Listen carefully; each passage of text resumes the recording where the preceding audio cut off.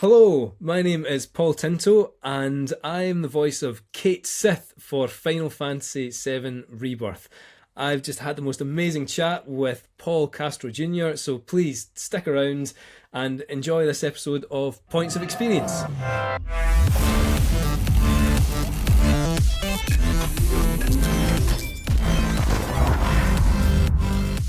Folks, we've got an exclusive one for you today. The voice of Cait Sith in Final Fantasy VII Rebirth, Paul Tinto, joins us on the show. This is his first, I believe this is his first, public forum that he is talking to people about Final Fantasy and his involvement and his characters. So I feel extremely honored, beyond privileged, and when you guys listen to this episode, I think you're gonna get a really great understanding of how down-to-earth Paul is.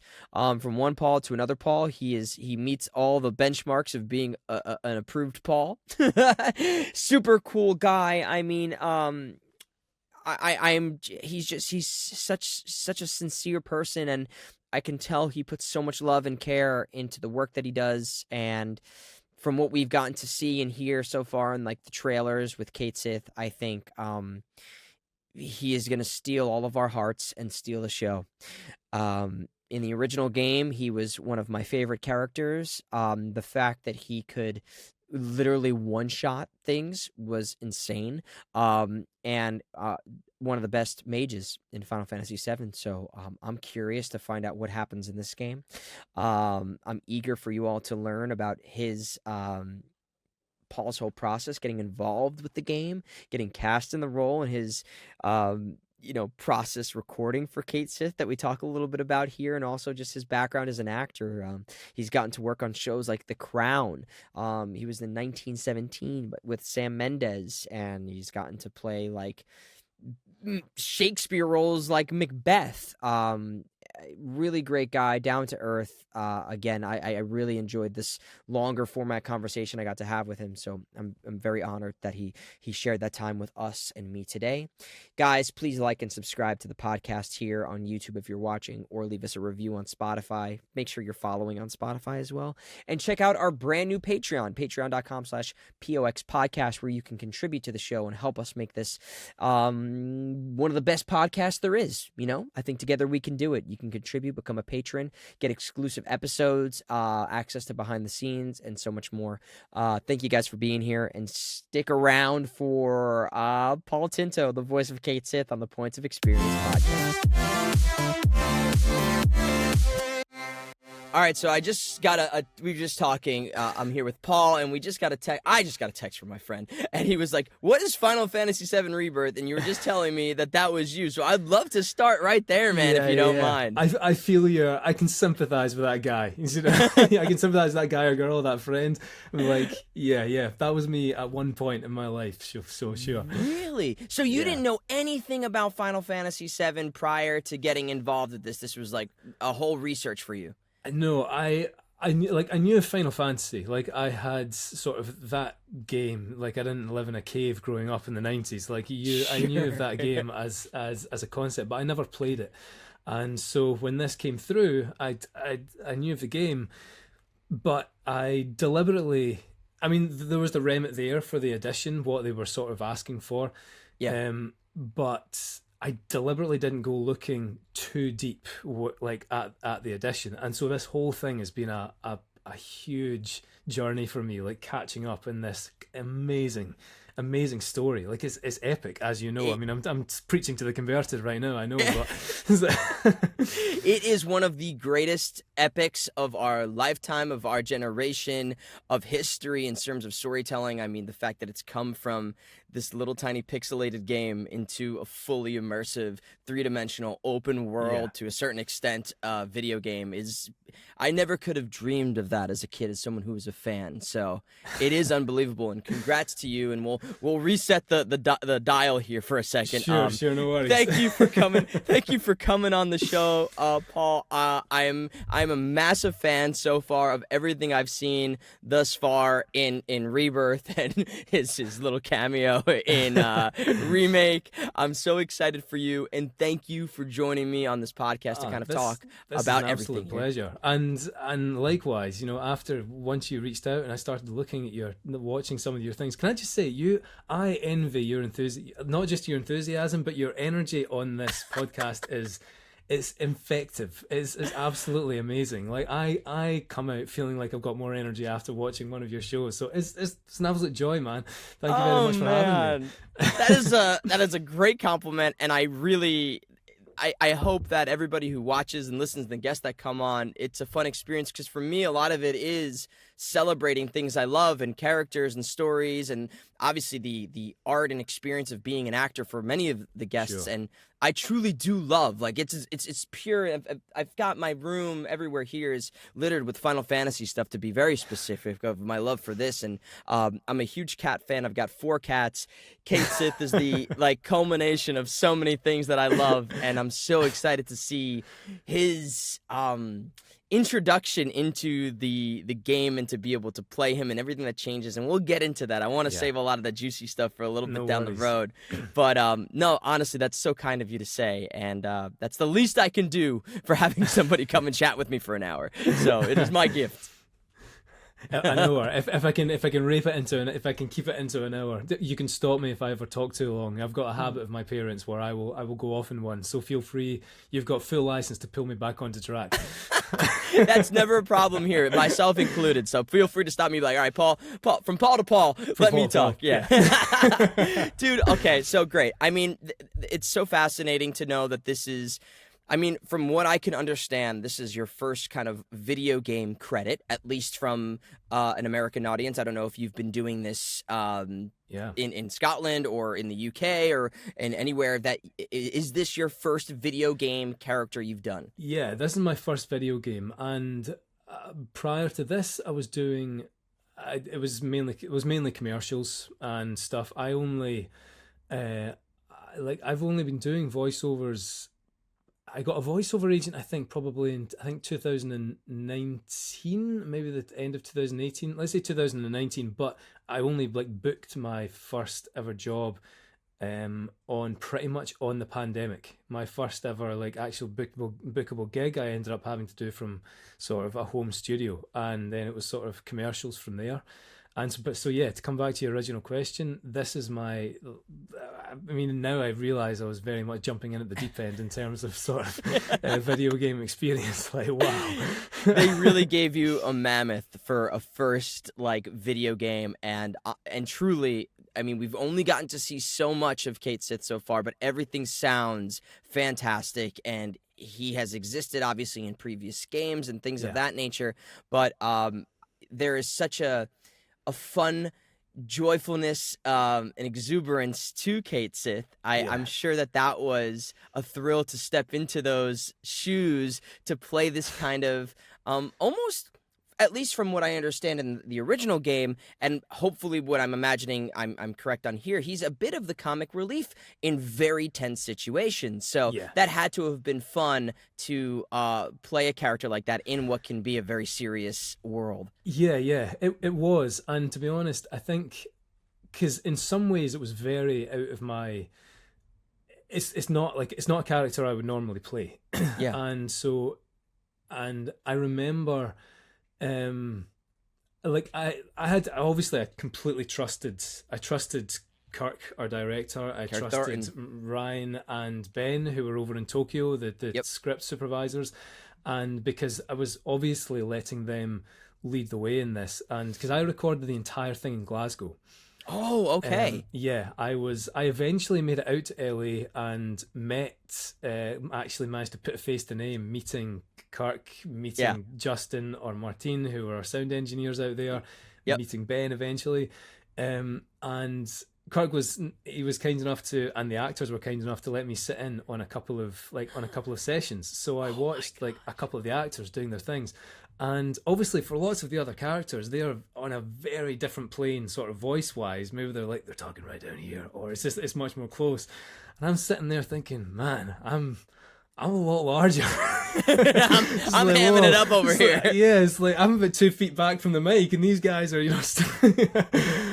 but you're right in terms of, that character is made, I think, to be a comic relief in tense situations, and obviously a contrast to your Barretts, to your Clouds, to your Aeriths, to everyone else, and put them all together. They actually have, like, even between Aerith and Cloud or whoever, there's a huge different tone in performance and character and all the rest of it. And so you kind of just have to, like, allow yourself to be, like, up here with it, because that's what the game demands. It's useless if everyone's sort of sitting on the same level, in the same plane, in the same voice register. Yeah, they really, in terms of each character, they fill, I wouldn't even call it an archetype or a stereotype, but it's kind of like in a group of friends. There's always a person who fills that certain role, and they bring that certain energy to what becomes a great friendship or a great team or a great collaboration. All of the classic groups of movies where they have these different bits. I think of a lot of the different war movies. There's always like that one character who's the rowdy, rambunctious guy who runs in guns a-blazing, and then there's the guy who's the strategic guy who's like, no, we got to rein it in here and hold it back. And I think that always creates a beautiful camaraderie, collaboration, and for the audience, it allows people to find that person within the group to say, I relate to that person, and that's my person. Right, exactly. And this is, at the end of the day, it's sort of classic storytelling. We've had these, it's probably fair to say, sort of archetypes to an extent. We've had these going all the way back to Shakespeare, to Greeks. Sure. You've had your fools, you've had your this, and you've had your that. And because someone will relate to each, and like Cait Sith's a weird one, because I deliberately stayed away from Google. Let's put it that way, for the most part, because inevitably there's going to be people that don't like that that's not his favorite character or whatever, and there's some people that is his favorite. But for every person you're finding saying, oh my god, love Cait Sith, there's someone saying that weird character is really annoying. All right, it's like, I'm not going to win you over, so that's I totally resonate with that. I just played a character and I did a tweet about this recently, because I think it might be a similar situation for you, if that's something that you were either being hesitant of or preemptive of. I played this character in a game called Persona 3, and there's like these side characters, and within like the rankings of side characters, he was like one of the most hated. Like that, in terms of people, what they liked, they hated this character the most. But for me, and what I was hoping to do was to create, because the first game, it's a remake. It's a very similar situation. It was a remake, and I was. In the remake, there's no voice acting. So it was hard to kind of humanize this character who on paper is saying all these really kind of like annoying, obnoxious, everything in his background. He like is a part of a cult and everything like that. Yeah. So I was really trying to find the humanity, the things that people could relate to, and give that layer of humanity and empathy for the player to be like, okay, that person's not for me, but I can understand why he fits into this puzzle, and that they could appreciate that part of the puzzle. So I totally understand, like, you're not going to win everybody over, baby, with that aspect of things. But I do feel like for Cait Sith, this is, I think in the original game, I've played it front to back so many times. As a kid, I didn't understand a lot about Cait Sith, but as I've gotten older, I came to like dig. I've researched this game so hard, and I've looked in certain books that have like other information about him and stuff. Yeah. And I really think, and I hope, and I believe that we're gonna see more of how Cait Sith fits into this puzzle that was maybe more enigmatic previously. Yeah, absolutely, and I think that he's someone that on a surface level can just look like he's nothing but the comic relief, and he's there to sort of be a bouncy, sort of unpredictable energy, probably irritating like Barrett sometimes or whatever. Yeah. But then when you actually hear some of the lines in retrospect, some of his, whether it's his fortune tellings or whether it's his predictions or whatever, there's a lot going on there. Mm-hmm. And I think part of it obviously is not the you can play it up here as sort of just an off the cuff throwaway line, and that's kind of what it should be, because you don't want to sort of telegraph anyone to, like, this is something you need to hear. But yeah, once you play the game again, you'll hear, whether it was always going to be that, whether it was fate, whether it was a number of things, but you can argue like, oh, he was right. He just said it in a weird way. But that's the fun of it, and that's, I suppose, why you can play the game again and again and again. And the script is incredibly well written, in the sense that these things are just layered in that you won't hear first time, second time, third time through. You think, I was there all along.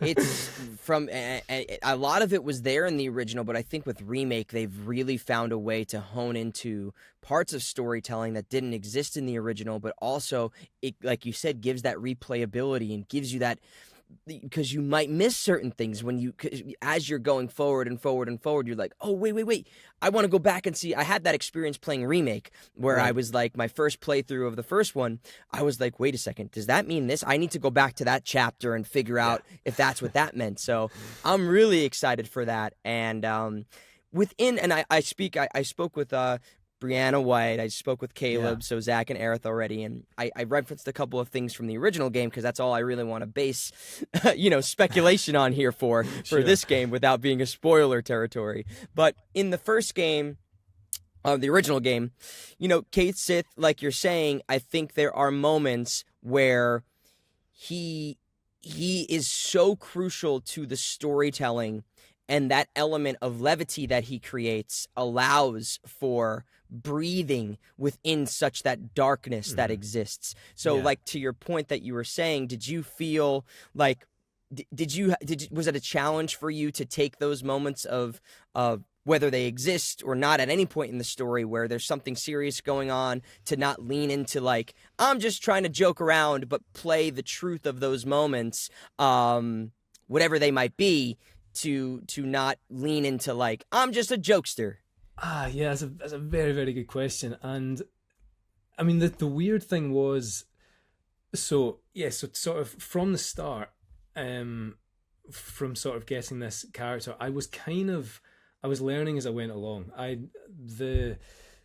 As I say, I didn't look back too much at what he was before, and I knew enough about the creation of him, sort of, just to not say any more, that he's a kind of, it's a weird one where he doesn't necessarily have to, you don't need to go into a lot of research of backstory of what this person's relationships might be, because let's say he's only existed from a certain point or whatever, and or he's just not met any of these characters before, so he's very much living, he comes in at a point in the journey very much present to the situation that's going on, and just exists in a very, very present moment, so to speak. I suppose like everyone else does as well, but not necessarily with the structured or backstory relationship that maybe Aerith has with Cloud, or with Barrett has with whoever, or that Red has with whoever's history. So, and again, I was very much kind of letting Kirk and Ryan and Ben sort of lead the way, and they would give me context for the things that, for the situation I was in, where we were on the journey and stuff like that. Yeah. But it was very much an exercise in just kind of, as sort of actor speak as it sounds, very much just kind of playing a moment, because that's all you can do. Sometimes I wouldn't have the context either, or like the entire context of what's going on, or they would change a line. And as much as I could understand, it's like, okay, cool, we're here, or we're there, or we're talking about this thing, you're very much sort of putting your hands in the face of, or putting your hands in the trust of your editors, directors, and everyone else to sort of like put that through. And I often, when I was recording, I think because of that, because it was very new to me, I don't know if this was the same for you, but they would give you would do like 3 takes in a row. Yep. So they do like an A, B, and a C, and I would make a conscious effort of really trying not to redo the same version of the line twice. Yes. So I would kind of, and it's like brain wise, it's kind of a real sort of stamina exercise, because you're there for a big long session in the booth. you've got this one line, you're listening to the Japanese twice, and then you've just like on the spot, you've kind of got like give 3 different versions of this line. But it did stop me from, I think, choosing, it's like, this line has to be done this way. So you do it so I would do it one, and then I would try and go in a completely opposite direction, and then maybe hit middle ground or do something completely off piste as well, and then let them choose, because they were the ones that knew the context. And there was times when Kirk would be like, I think I'm a fan of B, and Ryan is like, really? I was going for A. And I would just sit back and let them fight. Which is, I mean, such a, from an acting perspective, you know, someone from Eluik who's done TV and has done film stuff, in voiceover, it really is present as the actor to be like, there isn't necessarily the right way to do something, because you're giving it 3 ways, sometimes more, and there's changes being made, and for the client might want one thing, the director might want one thing, you might feel a certain way versus one thing, and it challenges you. How can I create variance but still have truth to this line in this moment? Yeah, exactly. And you know, there's a box that you're sitting in. Like, there's some lines, there's some versions of it that just won't make sense. But you're right, and like the intention can still be the same in 3 different ways. And I think that focusing on that sort of took me off from trying to sort of have entire control of the story, so to speak, or entire control of the tone. Because at the end of the day, and it's the same in TV and film, you don't. And in the moment that you're shooting or you're recording this one bit, it's not your responsibility to tell the entire story. Because you've got sound, you've got the edit, you've got whatever's going on over there, which they're going to cut to, or whatever. So like, there's so many things that are out of your control that sort of you can only, I suppose, you can only do so much. But what was nice, I think, or the way I chose to do it, relieved me from thinking, I've got to land this tone on this way, on this mood, because I think this is what it's meant to be, because it might not. That's very true. And also, I think, I mean, very specifically, your character, I think, the representation of your character in the localized version for the American audience, I mean, your character has, I think, while it has the same energy as the Japanese, I mean, you're dealing with a character that has a Scottish accent. You're Scottish, so I think that inherently, from me listening to the Japanese, my character was very similar in tone and pace and all those things. So I would find moments where I'm like, all right, stop trying to be a copycat. Stop trying to mimic exactly that thing. Because for you, did you find that to be a little bit of a difference, because there's not that, like, you're inherently going to sound a little bit different just based off of that, or no? Yeah, to an extent. And also because Kirk had mentioned to me, he said, especially with Cait Sith, he said there's the Japanese will go, at times will go way more heightened than we want to go. And I think that's just their style. And so with that, I was like, okay, cool. So I don't need to match that. And in terms of like, you're not going to try and copy intonation. I mean, it would sound mental. It would sound ridiculous. I know. Yeah. But there were times I nearly fall into a trap, because Cait Sith, in both, I think, the Japanese and in my version, a lot of his stuff sits in a higher register, and you can kind of, if you let yourself go there too much, and you can fall into the Japanese, which can be very, very high sometimes. Yes. And sometimes Kirk would say like, let's break it down. Okay. I had a very similar experience. I mean, not to the same extent, but for anybody here who plays the Japanese or listens to the Japanese, a lot of times in anime as well, the heightened moments are oftentimes more expressive, because that's much more common in that culture, and it makes sense for a lot of times. And for an English-speaking audience, sometimes it can be very jarring if that were to be the way we played certain moments. So I do think that we have a challenge as dubbers, as localizers, to ground a lot of moments when we can, even in those heightened states, like finding that middle ground of like keeping that same energy, but also playing the truth of it. Not that they say that they're not doing that in Japanese, but to an English speaking or English listening player, it might Yeah. be like, oh, why is that different here? We're trying to make that make sense for a Western audience, Of course. who's used to more stuff that's not as, I would say, musical or emotional in that capacity with our language. Yeah, yeah. I mean, did you find, were there any times when you kind of, when your version of it completely contrasted with what they were looking for, or did you find you were normally sort of in the same? There were. Well, very similarly too, I kind of spoke about this a little bit so far. You know, when I started doing my character, he's the rancher of the chocobo stuff. So you come across him, and he's telling you all about that. There's been clips of my character that have existed, so I can talk about that safely. So, for me, it was that balance of very similarly, my character.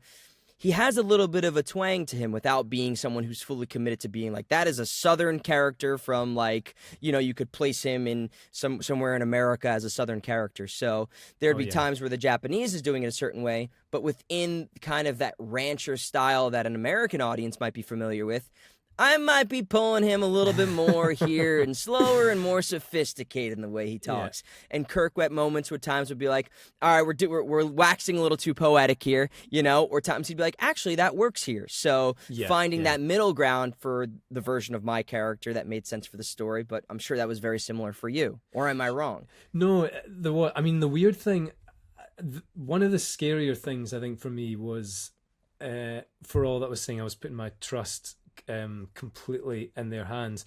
There was also an element of, I mean, obviously they're sort of putting their trust in me, but because I have a Scottish accent, sometimes they were very much letting me be the voice of authority. Sure. And I was like, oh, I don't want this. No, really?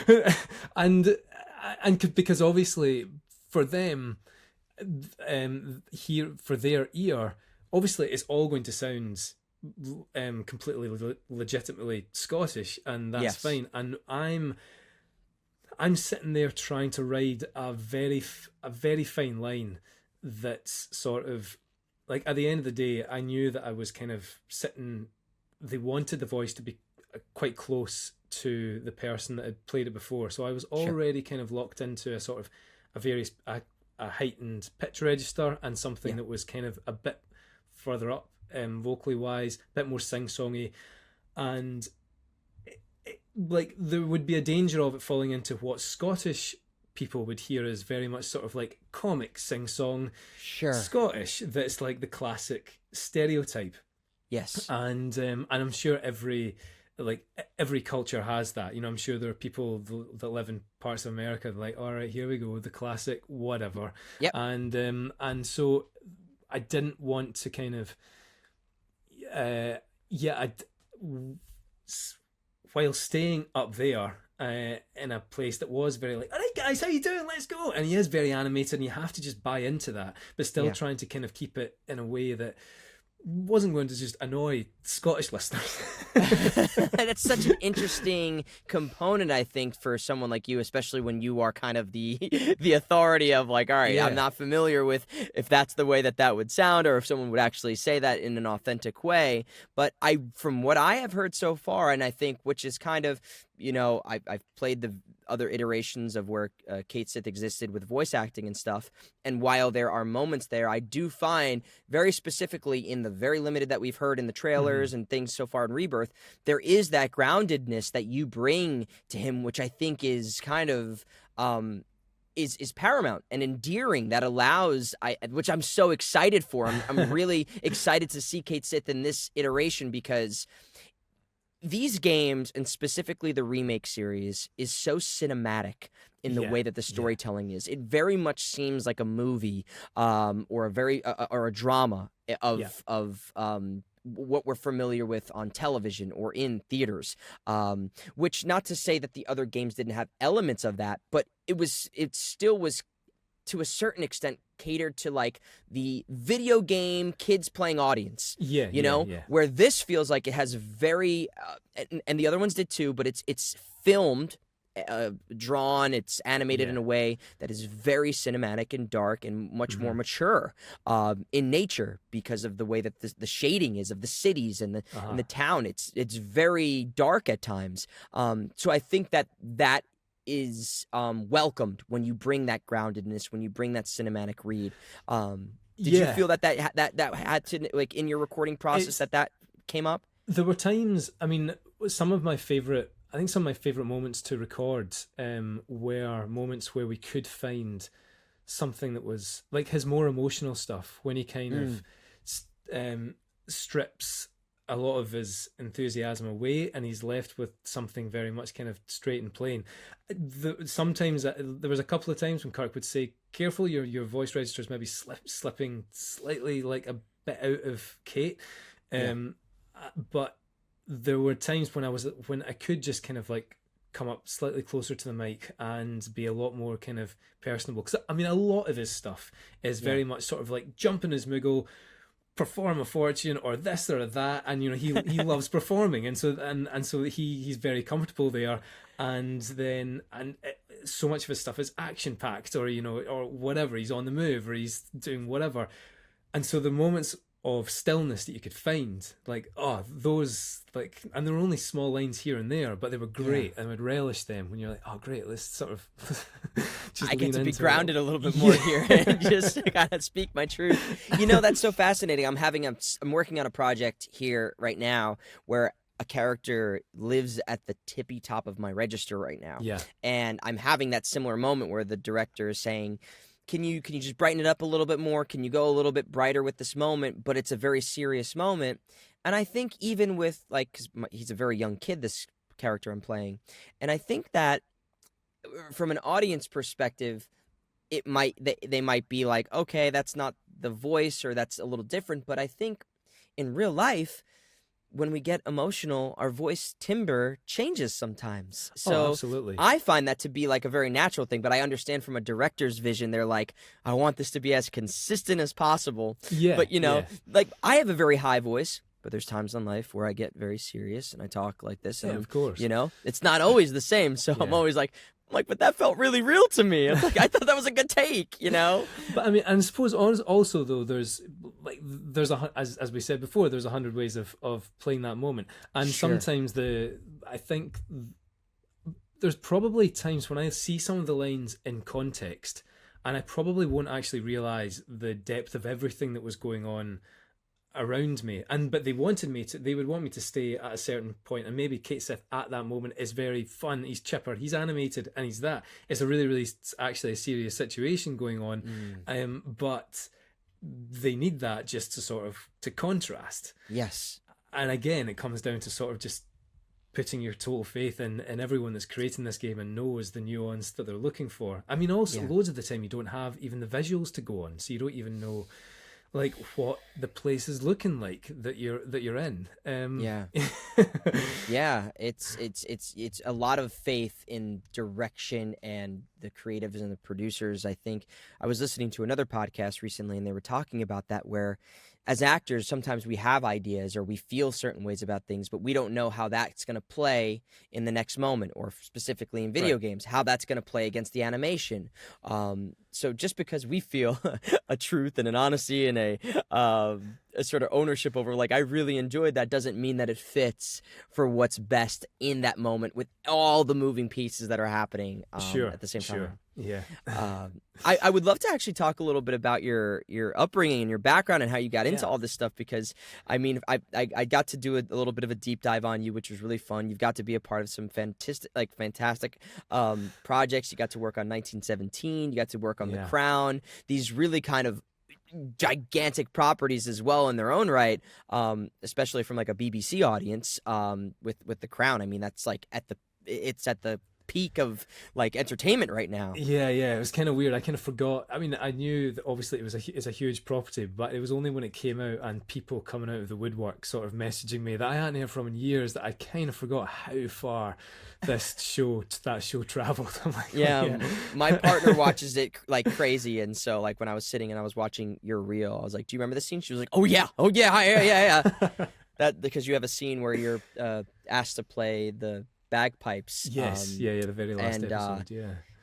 How was working on that project and with oh my God, I'm this is my Imelda ignorance. Staunton? Imelda Staunton, Yeah, yeah. Imelda My Staunton. ignorance was almost said Dolores Umbridge because I'm such a freaking American. But how was it working with someone who is such a like fantastic actor, but also the presence of her character in that scene? You know what I mean? Like Yeah. it's like that's the peak of kind of authority, I would imagine, for a character like you're to experience. Yeah, it was surreal. I mean, like Imelda, like, absolutely lovely. I mean, absolute tour de force of an actor, of course. And so when you're working with someone like that, you of course you try and bring your A game, and then you naturally are just elevated because the person you're working with is absolutely brilliant. So Yeah.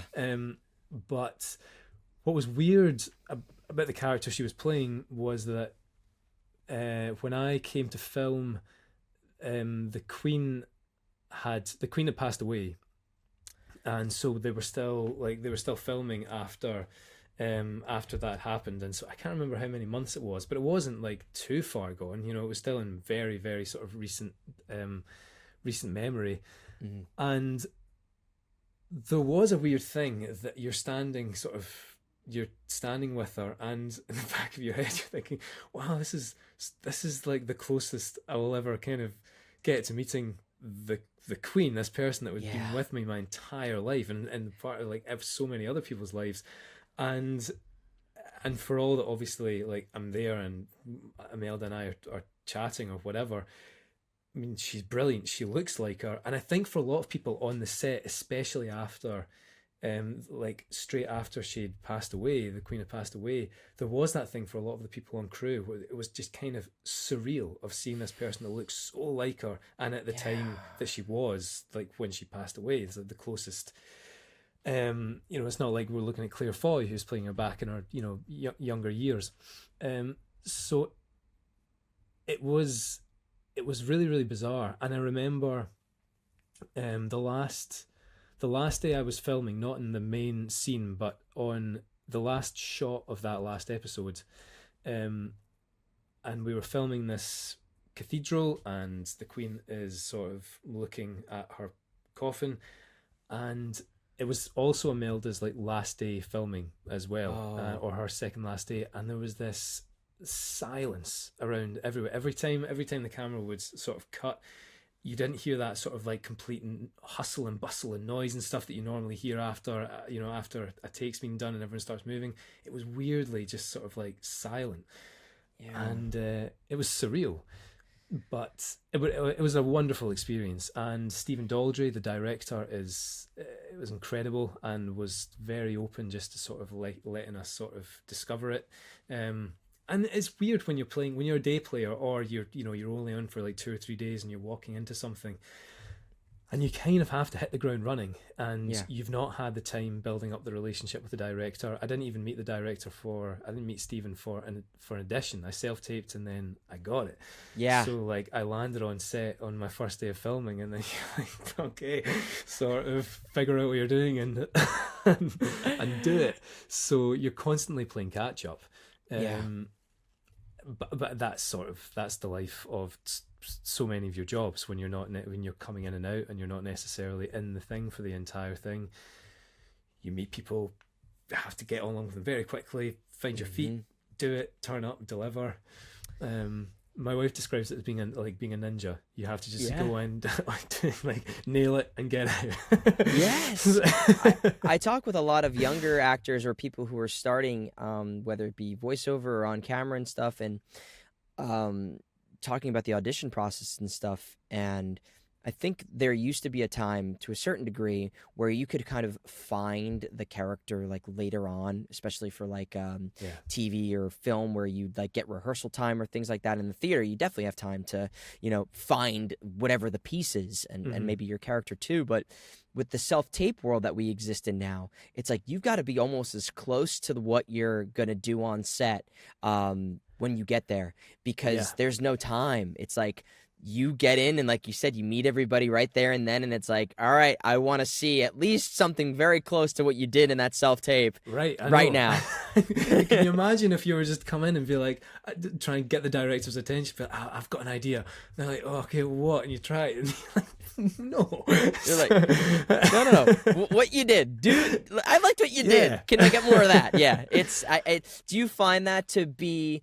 I mean, it's very, I think, familiar to people who do a lot of day players or guest stars on things when you're not a part of that core crew where you maybe have the time to develop things. Do you find that challenging to be kind of locked into a little bit of something, or do you find that like comforting to know that like I've already created the groundwork for a performance to a certain degree and I know I can do that, so let me at least bring what I have there to set now today? Yeah, good question. I think it varies from job to job, and I mean I can't really remember the last time I had spent time developing the character with the director before I landed on set. I think the last few jobs I've gotten from memory have all been from self-tapes, and so you kind of you land there, the wheels are already in motion, time is money, and I think my philosophy has changed a bit from when I was younger, when I was so kind of eager to when you're so green and you're so eager to please in some ways, and you're so desperate to deliver, and my shift being like no director actually ever has the time to hold your hands. They don't want that, and so they need someone like you've given them their tape, they want you there, they've asked you to be there, and so they've already put their trust in you to come in and deliver. So deliver, and within that, for all that it's you wish that you had the time and everything, and that would be lovely to have more time and develop a character with the director and the rest of the cast. Things started to shift for me when I started to think, okay, well, they don't want someone that they have to sort of direct. They want to see the ideas land. They want to see someone they can work with. So kind of be prepared, turn up and do it. The unknown quantity for me is often not knowing what the other actors are going to be like. And so you can come in really, really wanting to play. And I've had some great times when I've been able to improvise a bit with the actors. And for me, that's a very, very, very freeing thing. I appreciate for some, it's not, and it's a very, very daunting prospect, and they've got their thing. And especially if the story is being led through them. And that's the other thing. I think the older I've gotten, I've realised sort of my part within telling the story. Like it's not necessarily, we're not necessarily following your character. Yep. And so you kind of have to service the story, and maybe it's not going to help for you firing off on all cylinders with loads of great ideas that are wonderful for you, but not helpful for the person that you're actually following. Yeah. So, but it's so... It's different from job to job, and again, because often I'll land on it, the director will meet me there, and then I'm finding out the way that they work. And sometimes I'll be like, give us a take where it's a bit more like this or a bit more like that, and you're like, okay, cool. Sometimes you don't even speak to the director between takes, and you're sitting there just sort of guessing, like, was that all right? It's like, going again, like, okay. Imposter syndrome just sort of like caves in around you, you know? Yeah. Do you still experience that kind of imposter syndrome? Absolutely. All the time. In fact, coming back to The Crown, I remember we were doing that scene, and Stephen came out halfway through, and they were setting up another shot or something, and he came out and said, you play that really well. And I thought he was talking about, I thought he was trying to give me a note, like that. I was like, you mean the character plays the bagpipes really well, I should be more confident in that? And he was like, what? No, don't give a hell about the bagpipes. I said, you played that really well. I'm like, oh, right. It's like, even my own imposter syndrome, like me receiving a compliment then was just like, it was nothing was getting through that. And my brain was like, he's giving you a note. Take the note, take the note. I'm not trying to give you a note. Just trying to say that the scene's going beautifully. And then panic and crumble and try and crawl inside a bagpipe. I don't know. Oh my gosh. I mean, I resonate with that feeling so much, and it doesn't matter what I do or who I've worked with, it's still I also believe that means you care a lot about the work that you're doing. True. But to a certain extent. But let me ask you this. Do you have more panic when you're doing the job, or just more, at least with video games or with TV and film, do you have more of a panic when you're doing the job or when the job is about to be released? The most panic I have is day one. Day one for me is always the most stressful because I have this self-sabotaging thing in my brain where I believe that after day one, my agent's going to get a call and say, you know what? We got it wrong. It was the wrong Paul. We actually meant Paul Tinto to play this role, and you sent me Paul Castro Jr. So I actually don't believe I am going to be in the project until like day two happens. Day one becomes this really stressful thing because I know that specifically in voiceover, like at any moment they can change something. It's all very like you're sending in an MP3. You don't really know. There's not many times a callback process, or even on camera sometimes there's not a callback process. I think for TV and film stuff, it is a little more of the when it gets released, I think, because to a certain extent, that's giving your faith up to the directors, you know, like they have that vision very much so. In voiceover, sometimes there's that guideline, so you know at the bare minimum what it's kind of going to expect.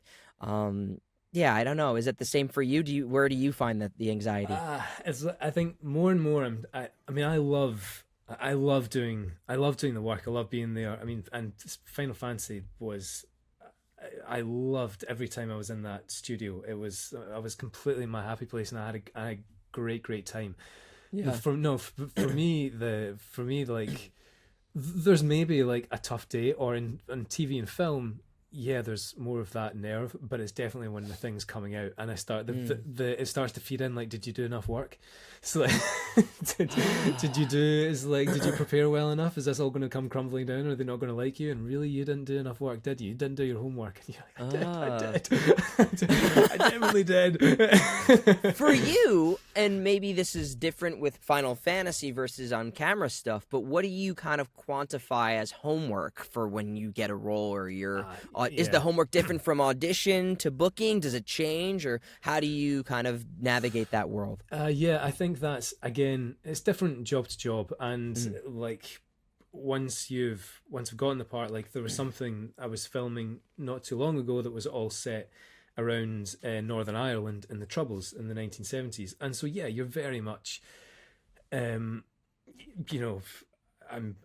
researching things about that time and trying to find things that are going to be useful for me. I mean, it's funny, like I think there's not dangerous, but I think there can be a blurred line sometimes between the preparation that's making you feel more comfortable because you think, well, as long as I've read all of this, then that must equal that my performance is going to be great, versus actually finding the things that are useful for you and putting them into practicality. So at the end of the day, it probably wasn't going to be useful for me reading 20 books about the history of Northern Ireland, because like most of that stuff's not going to be playable. So really you're looking at the scenes and then trying to sort of, I don't know, find what's going to be useful from there, and obviously do service to, especially when they're real characters as well, and or people that had those real jobs, and knowing about that. But then that's different for something like Cait Sith, where I could have gone down the road of researching his entire history. But again, I kind of made the choice early on that I thought this is only going to be useful to a certain point, because he's again, not to sort of go into things that we may or may not know about his creation, but we don't know his backstory in the same way that, we can look at someone like Aerith or Cloud, and maybe we can like bring things from their backstory into actionable things or useful things to be able to play the characters. Like I remember the audition file that I was sent that they wanted a similar thing to, and it's from what's the game? Like Dirge. Dirge of Cerberus, yes. Right, yeah. And Yes. he suddenly just like bursts out of this box, Yeah. or something. And you're like, oh, okay, so this is the existence of this character, or Yes. whatever, So his preparation is different in the way, like, I'm not sure. Like, homework for Cait Sith for me was kind of finding where that fun voice was going to sit versus what his, let's say, what his outlook in the world may be like. Yes, because we can ask, well, how much consciousness has he got exactly as a robot, Yeah, as an AI cat, and so yeah.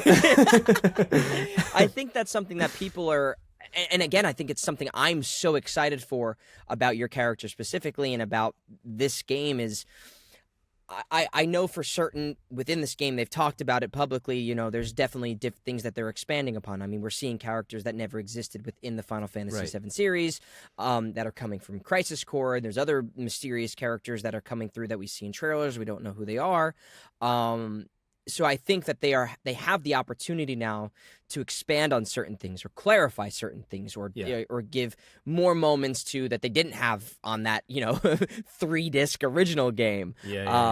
Which is exciting now to see, like, what is the backstory that we're landing on in this iteration of the game, especially with your character that we've seen in the various different games. But I think a lot of people have a lot of these questions that they're like, I want to know how they're going to explain this or what is the logic behind this, which is, for me as a fan, extremely exciting.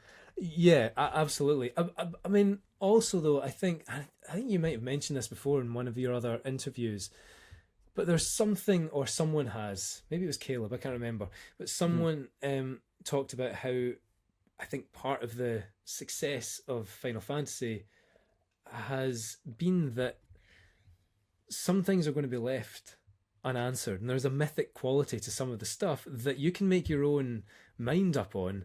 Yes. But just like in life, sometimes we're never going to know.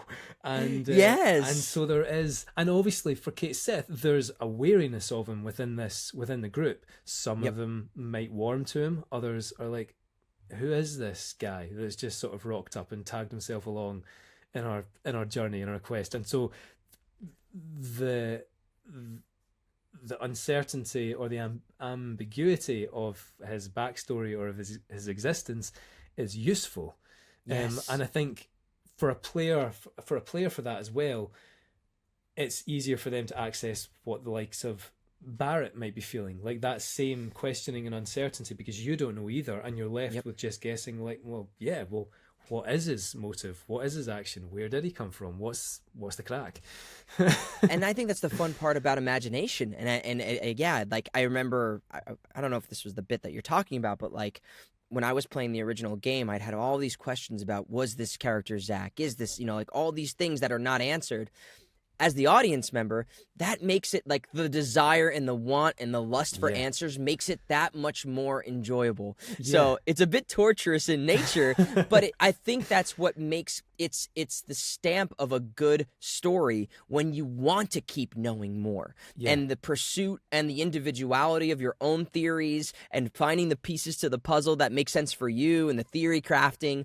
That just goes to show that you've done all the right things to create meaningful characters and meaningful moments that we all can interpret the ways that we want to, that mean the most to us, and then desire more. And that's what creates great fandoms, I think. Absolutely. And also, it's not necessarily to say that any of my theories of my character are any less valid than any other fan that's played it. And like, I suppose that is the amazing thing. And if you were to make everything concrete, you've kind of sort of blown apart like millions of different versions of the game that exist in millions of different people's heads, and like surely you would want that.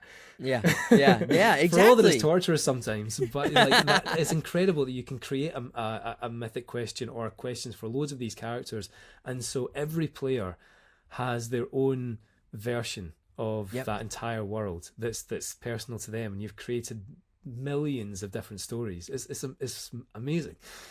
I agree. That's one of the most beautiful things I love about video games and storytelling in general. And I would love to actually know too, where did that love for storytelling come up for you? Was storytelling a part of your life as a kid? Did you always want to be an actor? How did all of this come to be, to you pursuing this as a career? So I grew up. I grew up on a small island off the west coast of Scotland, the Isle of Arran, and there was always kind of like there was always a lot of arts in my house, like the arts, like there was my whoever playing music, or I grew up in a small community. You could go and see like plays and drama. There'd be like small village community stuff, but as a kid you just absorb it all, like pantomimes and stuff like that. And do school shows like in primary school, like between like ages of 5 and 10, 11. But I originally, when I started to think about it, I originally wanted to work kind of behind camera. And I think my brother was doing a university degree already, and he was doing like a film studies course on the side, and he was talking to me about this stuff. And I used to love watching like in DVDs when you get the behind the scenes bonus features and stuff like that, and watching the stuff that was filmed, the camera behind the camera, and seeing that atmosphere. I loved that. I was like, whoa, look at this world. And so like, okay, action, and you see an actor like run into a fake wall, and something explodes, and like, wow, this world looks amazing. And so I must have been, I don't know, 14 or 13, 14 when I said to my mum, like, I would think I'd like to do this. And she said, well, you've got to start somewhere. You may as well go down to your local junior drama group and see if they've got any backstage work. I'm like, all right. So I went down there, but they weren't rehearsing a play at the time. So the only thing to do was get involved in the drama games. And, we were sort of playing whatever games, and I wasn't afraid to like make an idiot of myself and sort of just get up and sort of be daft or whatever, and muck around. And so when it came to sort of putting on a play, the person that ran it said, are you sure you don't want a part? Because I think you might enjoy it, and I think you might be good at it. I'm like, okay. So I did. And so I think from like the age of 14 I was hooked, and then I was doing school shows and these drama festivals that would happen once a year on Arran. Each village, or lots of villages, would have their own one-act play, and you have an adjudicator that comes and like judges all the plays, and you've got like all these awards, like best play award, best actor, best actress, and then you do the like school shows, like the high school musicals and stuff like that, and then so I kind of went down that road. We didn't have drama at school as a class, like we didn't have. I had an amazing English teacher who, there's always like, I think that for everyone there's a couple of teachers that will always stay in your head. Yeah, and just really, really influential. And she directed the school plays, the school shows, and she then said, I must have been about 16, and she suggested, do you want to audition for the National Youth Theatre, which was sort of, you go down for a summer school, go down to London and sort of work for 2 weeks. And again, I was like, yeah, sure. I mean, I feel like my entire life has just been one roller coaster of naivety that sort of, just sort of leads you from one thing, and then you land there and sort of figure it out in retrospect. Yeah. But I did that, and you had to audition, and I got in, and I was like, oh wow. So I did a 2-week summer school, and then came back to sit my exams in high school and stuff like that. And then I thought I wanted to audition for drama school, and I think this was a kind of like a worrying thing for my parents, for all that they were so supportive. My brothers, my sister had gone to university, they knew that kind of structure, but this thing that's a drama school, like, what's that? And they spoke to my English teacher and said, just be straight with us, like, we want to support Paul, but is this a pipe dream? Is this, like, what is this? And she said, I said, for lots of people I wouldn't, suggest they do it, but I think Paul might, I think he might have a chance. And so the school were so supportive of me. They would leave, they would let me leave the island on school days and go and travel. I'd get the ferry over to the mainland, and then I'd travel to Glasgow, or I'd travel down to London, and I'd go and audition at these drama schools. And then I got into LAMDA, the London Academy of Music and Dramatic Art, and that was I mean, I always had my sights set on a drama school in Scotland. It was where I'd always wanted to go, and I wasn't going to London just for the sake of going to London. But there was something that really clicked with this drama school with me. I really felt at home there, and I was kind of excited to sort of spread my wings a bit and sort of go to London. And so that was that. I was 18 and left this community of about 5,000 people and went to London.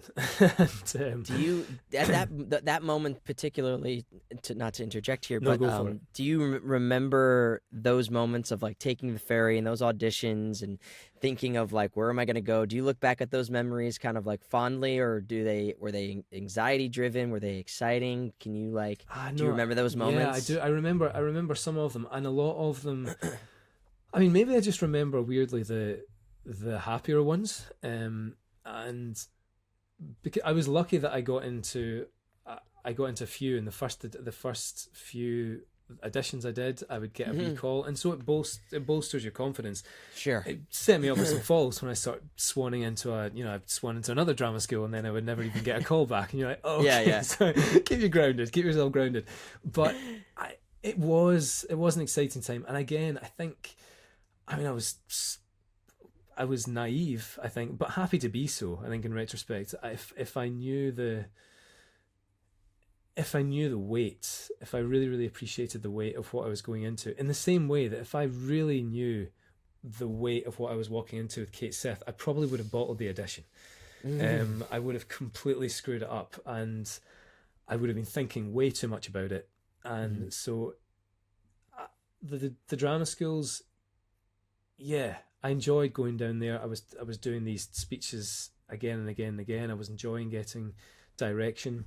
And then when I went to Lambda, it was I had a great 3 years. You know, again, I was sort of naive. I was very green. I was 18, and I think I wouldn't say that's.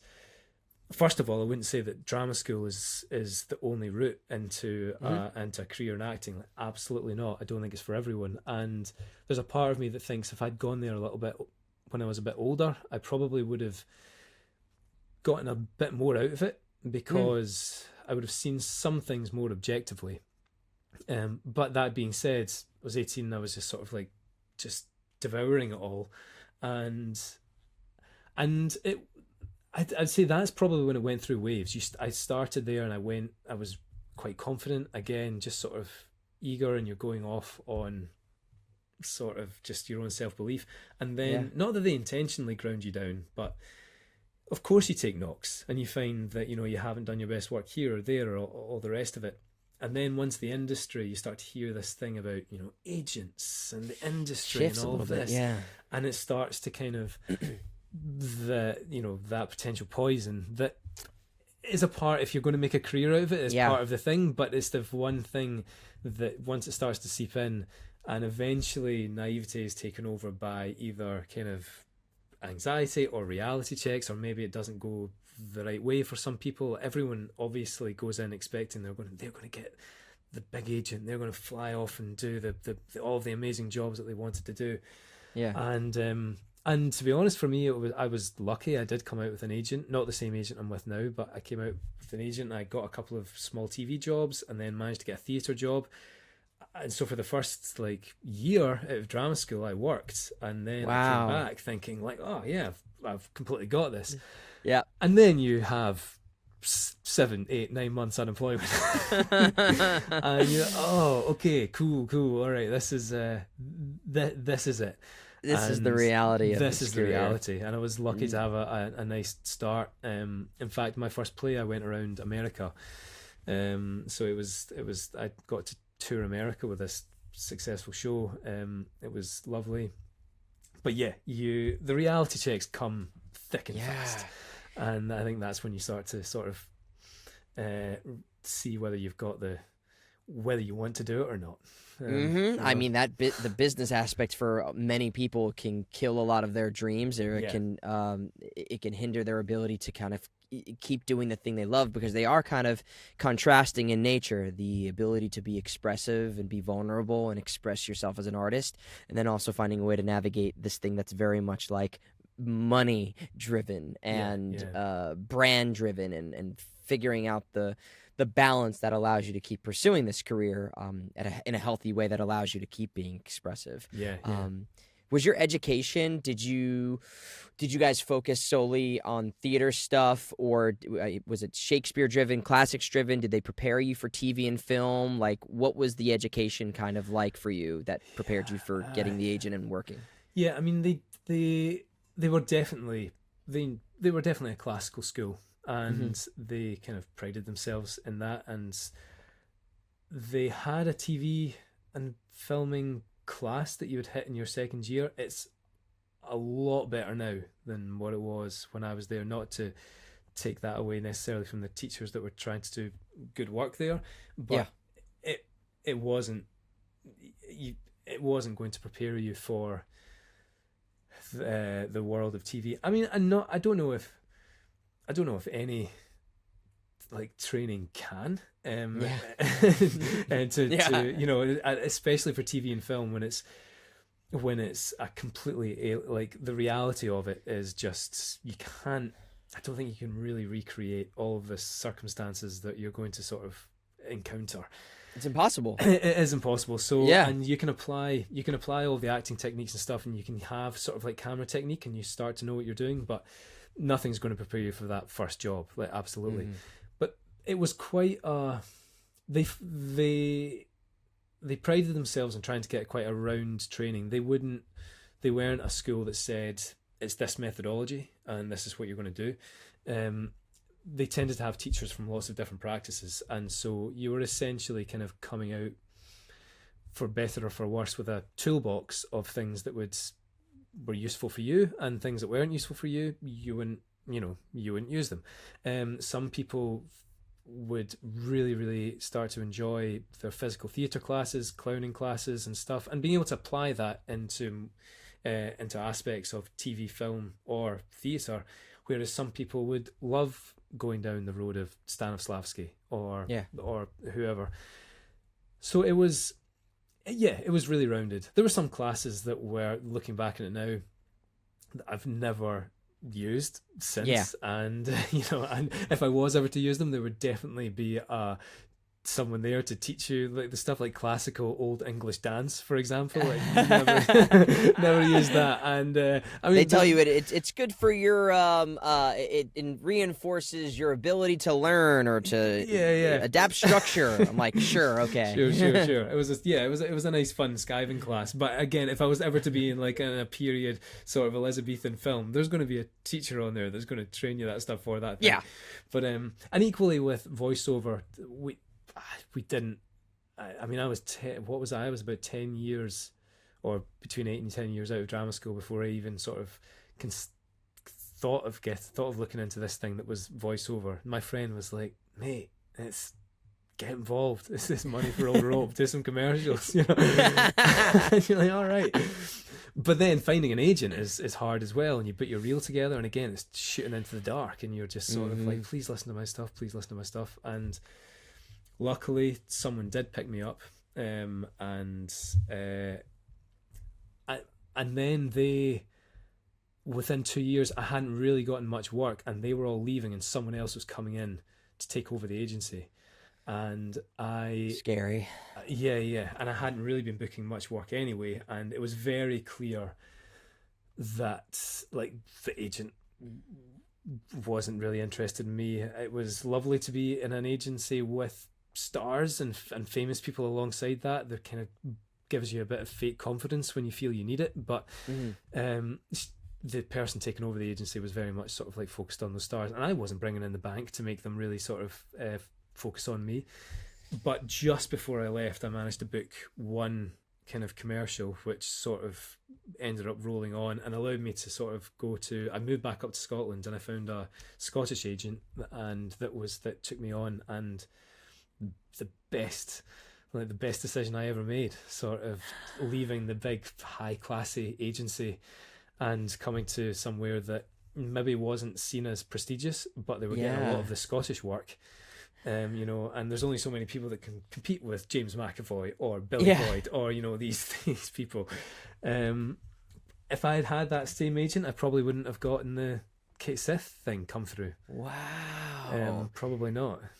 That's crazy. So, okay, and just for me to understand, so after drama school, Yeah. you stayed in London and you lived in London for a bit, and then and then how long was that period before you moved back? And do you still live in That Scotland right was, now? yeah, so that was about 10, that was probably close to 10 years. So I graduated in 2010 and I left in 2020. So I Okay. left London 2020. And I think the plan was before the pandemic hit, I'd made my mind up that I was going to move up to Scotland. I was lucky enough to be able to maybe afford somewhere in Scotland. But London, and I love London, I think it's a great city and loads of my friends live there, but I was starting to recognise that I think I'd always seen it as a bit of a stepping stone, and this stepping stone was getting wider and wider and wider when you realise that the notion of maybe trying to afford a place in somewhere like London on an actor's wage, even if you do land a brilliant job, having Yeah. a bank sort of like look at your erratic like I know. your erratic wages and trust you on a mortgage, it's so it felt so unlikely at the time, and I think I was working one time with an actor, quite a successful actor in this play, and I asked him, assuming he lived in London, I was like, "Where in London do you live?" And he was like, "No, I don't live in London." And he told me he lived out somewhere in the countryside, and the way he was talking about his life and work, he was saying that essentially, if he has to come to London, they'll pay him to come to London. Yep. And I started to think, oh, it's like, I think this is maybe the sort of this is where I would like to sort of like put my like place of success, not wanting to be able to afford a life in London and spend all my time chasing the mortgage of London, but Yeah. having a quality of life somewhere that I actually want to be, and Yep. and then let work take me wherever it wants to take me. And so that's when I decided, I think at the start, like just before 2020, I was like, yeah, I'm going to move out. And then the pandemic hit. And so that just kind of escalated things. I went back up, stayed with my parents for the first few months of the pandemic, and then bought a flat in Glasgow. And again, like, I think it was a great decision. It was a scary decision, I think, because Yeah. there's something that I think big cities have, especially big cities that are involved in your career. I think like Yep. LA is kind of the same. If I think for a lot of people, if you were to choose to leave LA or London after being there for long enough, you would start to feel as if you could be forgiven for thinking you're failing in your career Yeah. because you're thinking, oh, I haven't made it here, so and I have to move out, which is a fallacy, and it's something that London has over lots of people, where you feel like you have to be there to be successful, and if Mm-hmm. you're not there, then you're clearly not achieving in your career, which is nonsense. And I think a lot of people will probably feel the same for LA. Um I live part of my time out in LA now because my wife's American, so I've started to see the same thing happen. Yeah. And I think it can be a death knell for lots of people, because you start to sort of equate your quality of life purely with the trajectory your career's going on. And I Yep. think a lot of the time it probably doesn't even breed your best work, because you're stuck in a rat race. And don't get me wrong, Yeah. there's lots of people that love it, and they make it work, and they love the city energy. And I do enjoy coming back to London as a holiday city. I go and see my friends.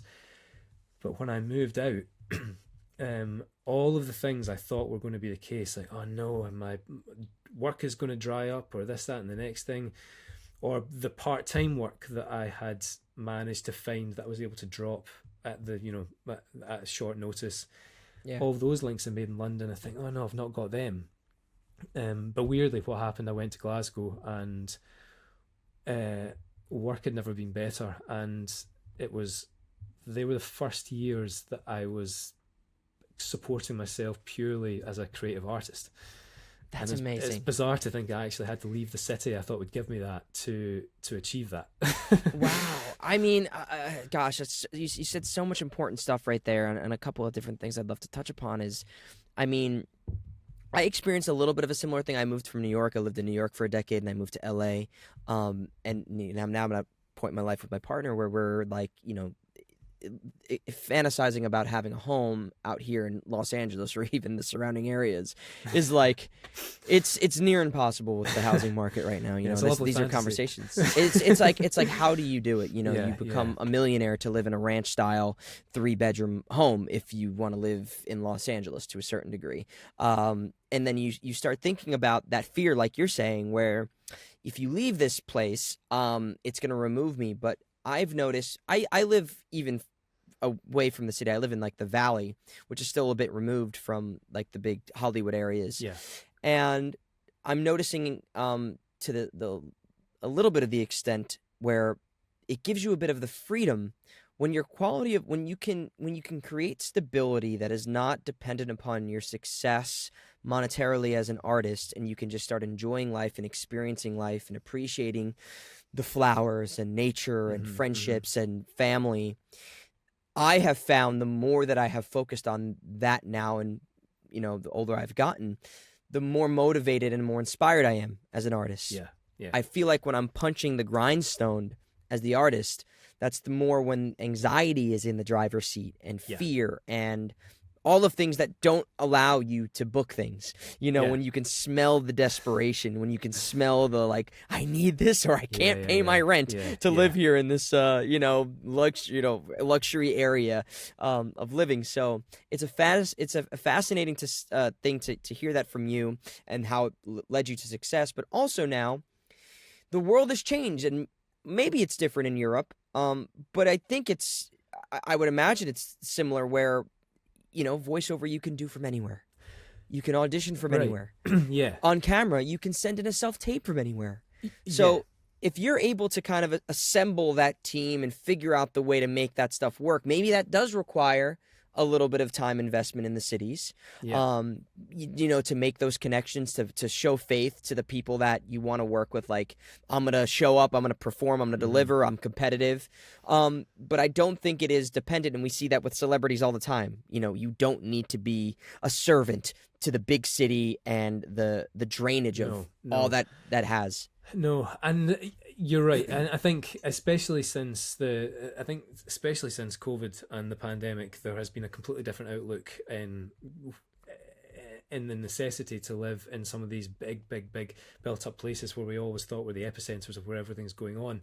Yeah, and there's pros and cons to both. I think it's amazing that the cost of technology plus the different mindset has been able to democratize to a much greater extent the ability for people that wouldn't necessarily have the opportunity or the avenues into these career paths before. And it's the same with drama school. Like, the fact that we now have social media and people like Instagram's you're like an amazing sort of showcase platform that, you know, if you want to do it that way, you can, and people pick up work and don't have to go to 3 years to drama school to do that. You know, there's loads and loads of different opportunities out there. I think that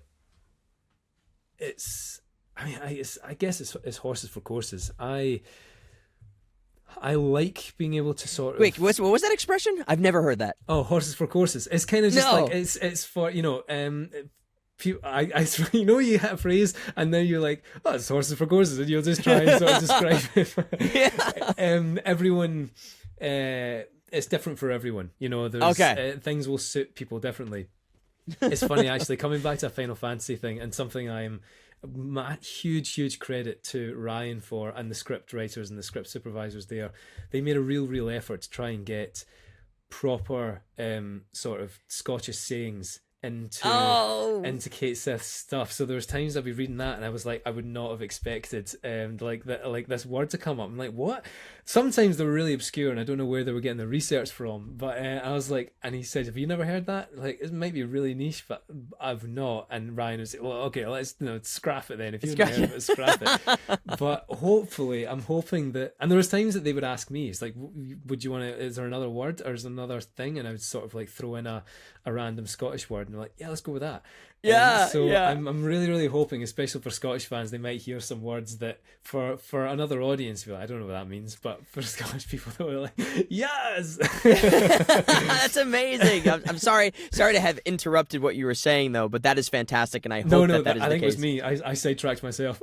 Oh no. My gosh, I can't. You were talking. Yes, it was. So talking about like the balance of like city life, depending on where you want to live, and the opportunities for that. Again, people, like, some people thrive off a certain energy and they want to be there, and that's great. It's real. And absolutely. And I've realized, I think I'm someone that gravitates towards that thing of wanting to enjoy other aspects of my life that aren't necessarily accessible within the confines of quite a big, expensive city. And I think I'm similar to you in the sense that weirdly my work is better when it's not, doesn't feel like the be all and end all of my life. Now, I mean, this comes into a much bigger like political argument of the fact that how can anyone be expected to perform at their best when like most of the real estate of your brain is being taken up with how do I pay next month's rent, how do I pay the bills? And like somewhere like LA is horrendous for that, because it's, if that's always the preoccupation in your mind, then how can you ever be expected to be creatively sort of vibrant and fluid and walk in as if sort of like everything's great? And I mean, talking about things like a housing market and stuff like that, it's tricky when sort of the price of LA or the price of London just kind of continues to go up and up and up and up and up. Yeah, and that was and historically, I mean, we're talking about artists that used to live in New York City, live in London, live in Los Angeles or the surrounding areas. These were places where artists were able to find it wasn't this kind of luxury place. It was like these little hubs where artists were living on like small means, in an apartment with your friends and guitars and things. And it's like, even now, that's not the case anymore. So it is reshaping the arts and the industry, because as an artist, it used to be like a haven going and living in New York City. You'd get rent for a couple $100 a month or whatever. And now it's like everybody wants to live in these hubs. And now they're impossible to live there. So how that's going to affect and with the competition and accessibility now, where, I believe, I could be wrong here, 30, 40 years ago, not everybody had the same, like, because social media didn't exist. It wasn't like in your face all the time. Like you could be an actor. It's just the snap of your fingers. Yeah. And now it seems like it's so possible, which it is to a certain degree, but it's so competitive, and there's so much.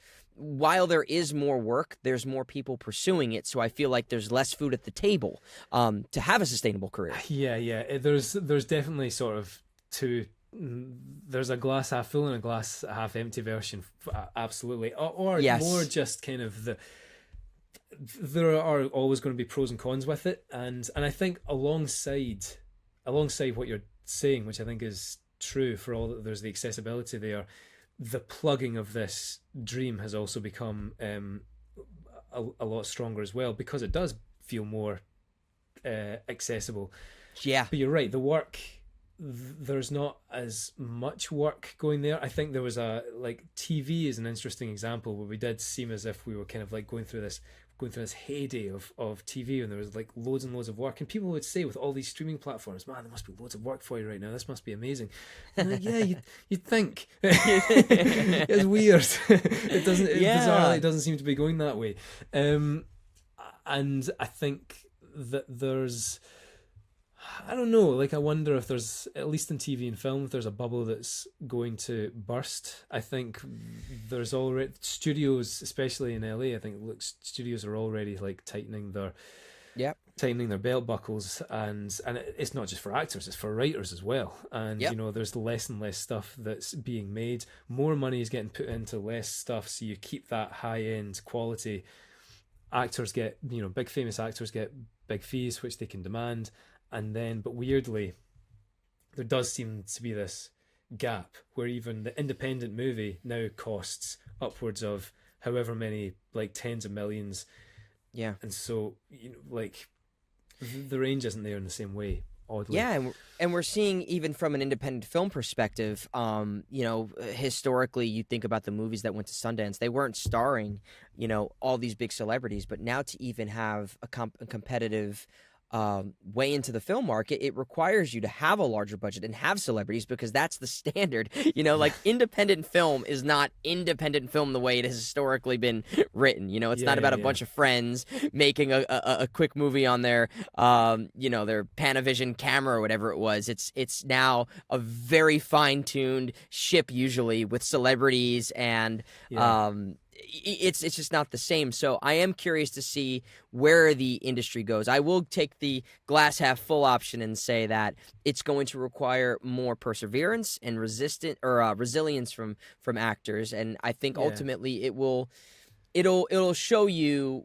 while it seems very accessible on social media and the internet, it's going to take a real passion that I think some people might have skipped, when you enter into this industry from different means. I think when you start with a love of storytelling, and whether that's art, drama, you've lived that life that has those elements to it that you appreciate and value, that can push you through those storms of, I need to do this, I want to do this, I want to be a part of the system, versus like, I saw all these people on Instagram, they're now famous, and that's not happening to me. What's going on here? I'm going to try something different, I know. I mean, that's the thing. Like, social media is a really, really weird one, because there's, there are elements of fame that people are experiencing that maybe people of, at least at my age, just... Like, I'm sure there are celebrities on TikTok that I have no idea exist, and they earn more money than some of the most famous actors that I know of. And I mean, inevitably, things are changing, and I don't think that I don't like. I think we're at a time when the industry doesn't even know, or what we like to call the industry doesn't even know the direction that it kind of wants to go in for its most lucrative market. I mean, I would love to think that there's, especially within cinema, there's going to be a renaissance in something that makes film feel cinema going like more like vinyl. So people actually do come back to it. They realize they do want a certain thing. Technology will continue to grow, and there will be amazing sort of like technological advances and big blockbuster films. Yeah. There will always be the people that want to kind of keep things more rooted in something that they feel more traditional. But maybe, maybe streaming platforms will appear that are just people doing things, filming things on iPhones again, and filming things on Androids, making small budget movies, and a market grows from that. I mean, because that's the thing. It only takes... The good thing about social media and the good thing about the internet is it only takes sort of one good piece of work, regardless of that, to catch the fire. And you don't need... The marketing cost isn't necessarily completely needed. All it takes is like a few people to love it on one social media platform. It can explode, and then you've got something that would never have existed within the realms of the normal studio shape, because they would have never given it the time of day or whatever.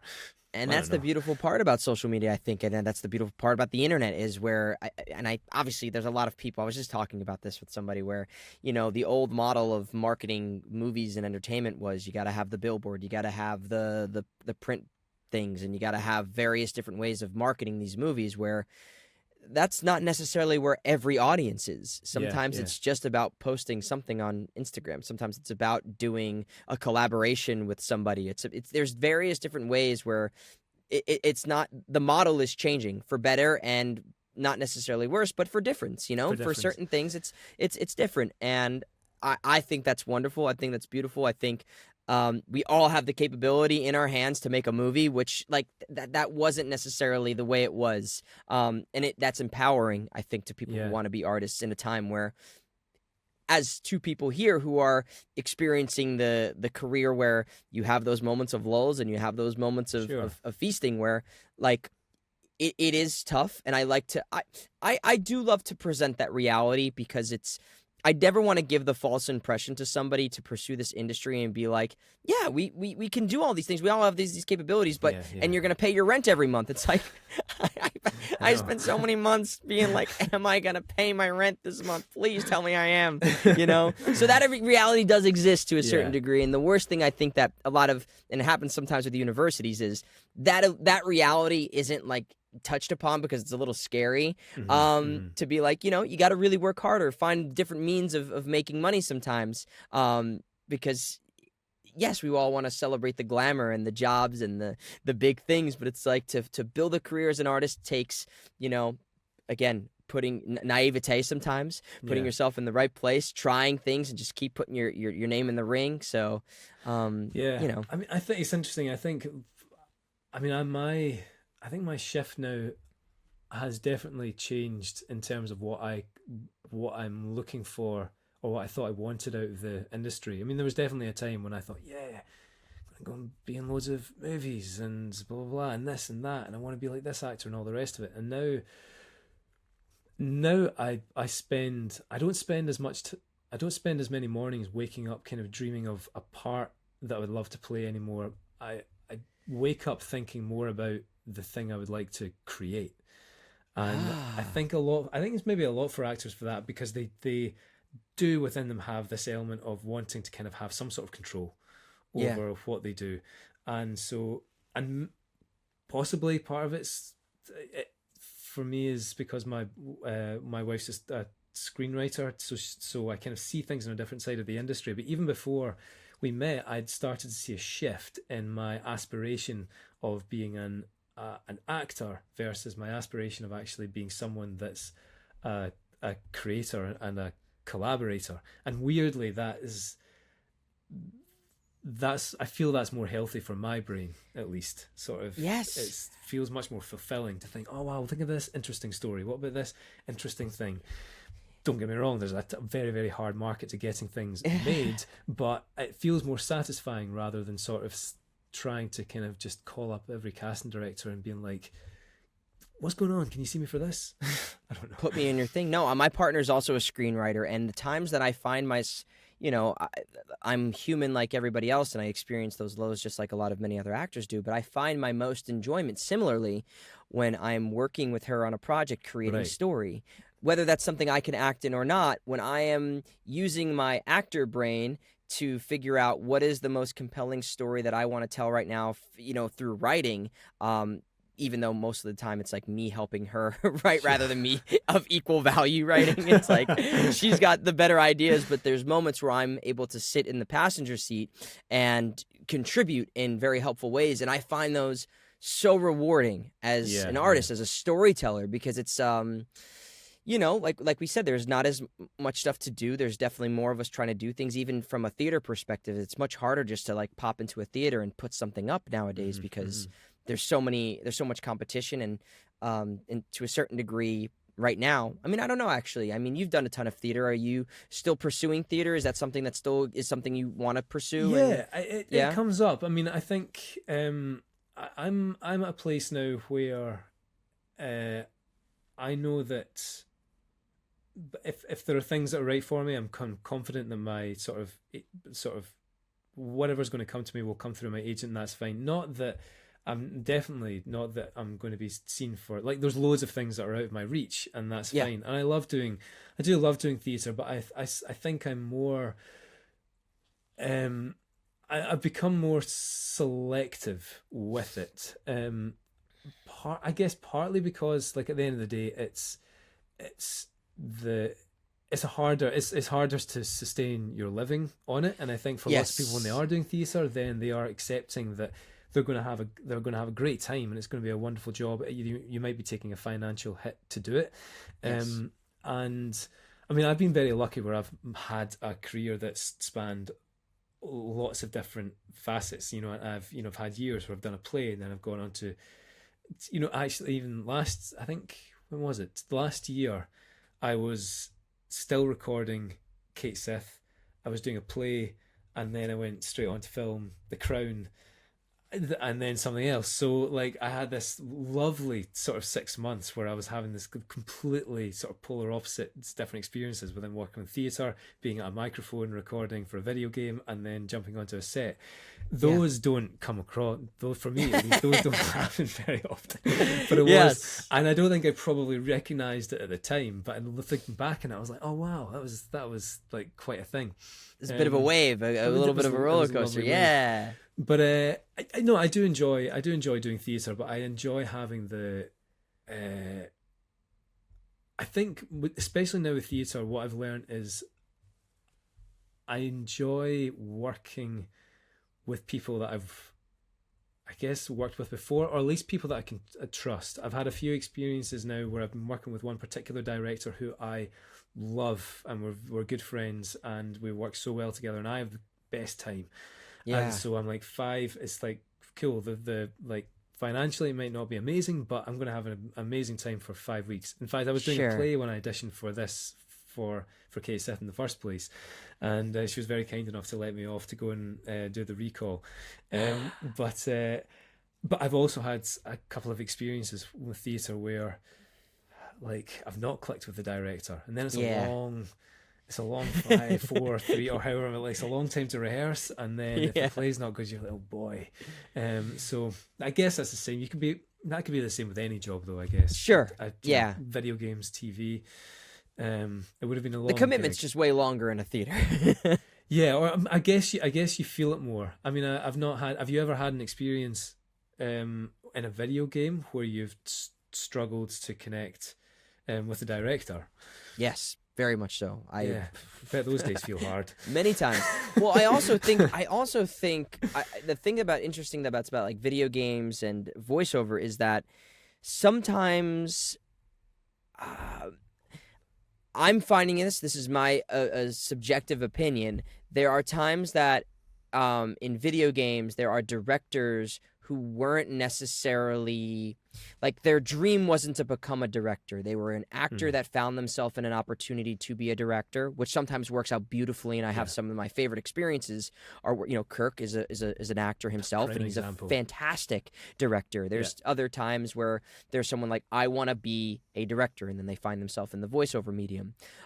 There's other times where it's not that case, and it just so happens to be someone who is more, and I understand the time crunch too, but they're more like time and results oriented of getting the thing done, rather than this is at the end of the day, it should be a fun collaborative experience, and it should be a safe space for the actor to try and play. And I've definitely had directors that are just like lazy, and they'll give you line readings, and it's like, sure, I get it, but it's like, that's, to me, in my opinion, when there's directors that work like that, like in excessive, it's like, you're just lazy at your job and you don't know how to talk to actors, you know?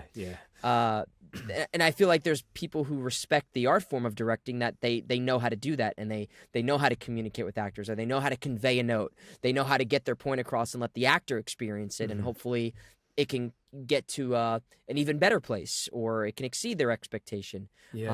So in voiceover, I've definitely experienced like, I'm like, this is not creatively fulfilling at all. You know, I might as well be going and mopping floors. You know, it's kind of a similar experience. Go on. No. That's you have a comment on that? Yeah. There was I remember one of the a huge turning point for me in terms of the way I like saw all of that was, did you ever see this interview with Bryan Cranston, where he talks about the time that things shifted for him, and saying that he stopped going into auditions feeling like he was wanting to get a job, and started going in like he was going to present a presentation. Yep. I love that interview. Yep. Yeah. That was I think for so many people that was a game changer, and it was the thought of that, of actually sort of retaining your self-worth. In those situations when the scales can like feel unbearably balanced sometimes, and not like, it's not that the director on the other side is wanting that to feel that way, it's just the way that the job structure, and I think the way we've been sort of programmed to think, where we're like, please give us the job. And that always stuck with me, of saying, yeah, going in as a presentation, this is how I would do it. If we can work together, great. If not, fine. We'll Sure. go a Yeah. different way.